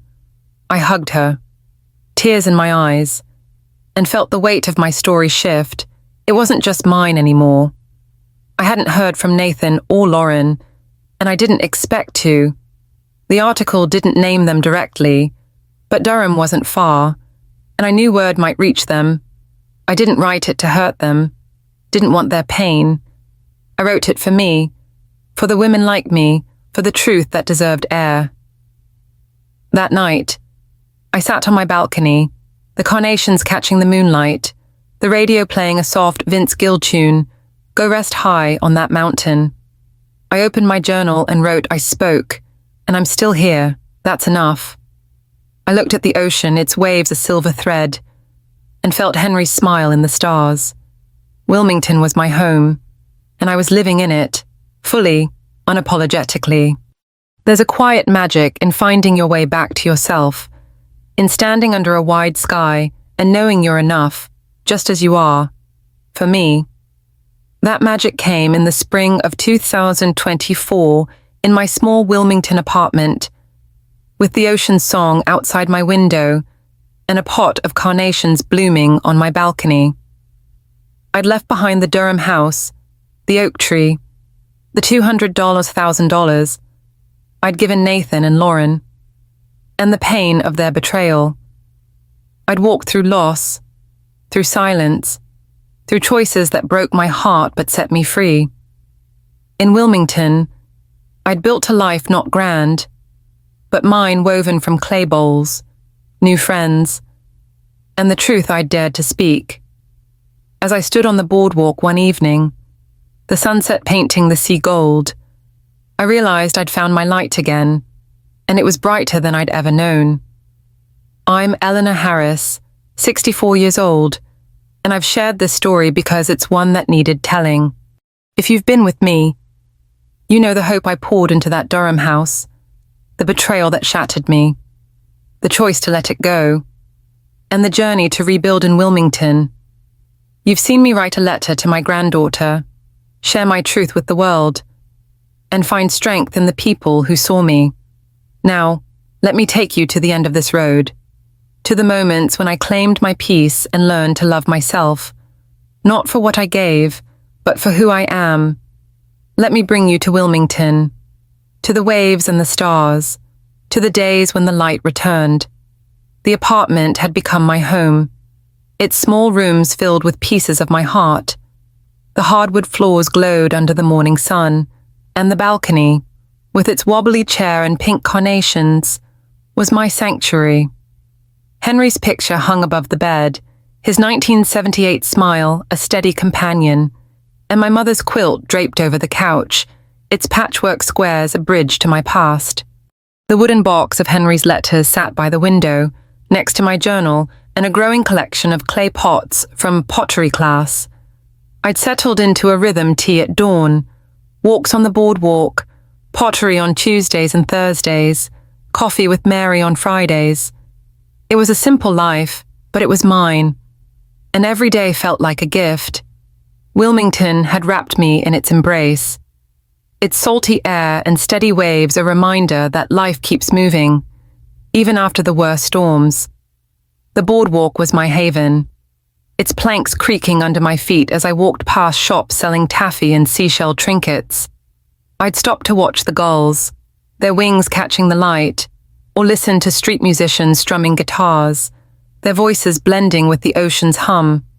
I'd think of Henry, our long-ago trip here, how we danced on the beach to a radio playing Merle Haggard, our laughter louder than the waves. "You're my sunshine, Eleanor," he'd said, and I'd believed him. Now, I was starting to believe it for myself. The Wilmington Weekly article had changed things, not in a loud way, but in the quiet ripples it sent through my world. People at pottery class treated me with a new respect. Betty clapping me on the back, saying, "You're a rock star." Eleanor Walter gave me a nod, his eyes twinkling, and said, "Told you your story was worth telling." Strangers approached me on the boardwalk, their voices soft, sharing their own tales of loss and resilience. One woman, her hands trembling, told me she'd left a toxic marriage after reading my story. "You showed me I could," she said, and I hugged her, tears in my eyes. My story wasn't just mine anymore, it was theirs. 2. A light for anyone who'd felt invisible. I kept building my life. Piece by piece, pottery class was my joy, the clay cool under my hands, the wheel spinning as I shaped vases and bowls. I'd made a new piece for the upcoming craft fair, a small vase with a wave pattern, its curves echoing the ocean. "That's your best yet," Walter said one Tuesday, leaning over my wheel. "You're putting your heart in it." "Trying to," I said, smiling, my hands dusted with clay. "It's getting easier." He grinned, his suspenders bright against his shirt. "That's life, Eleanor. You keep shaping, even when it's messy." I nodded, thinking of the letter I'd written to my granddaughter, tucked in Henry's box. It had been a month since that night, and though I hadn't sent it, it had freed something in me. I still thought of her, my unknown grandchild, wondering if she'd been born, what her name might be. I'd see babies on the boardwalk, their tiny hands waving, and feel a pang. But it wasn't sharp anymore. It was soft, like a memory I could hold without breaking. Mary was my anchor, her weekly coffee dates a ritual I'd cherished. We'd sit in the coffee shop, the one with mismatched chairs and the smell of cinnamon rolls, and talk about everything: books, EVA'S, the way the ocean changed with the seasons.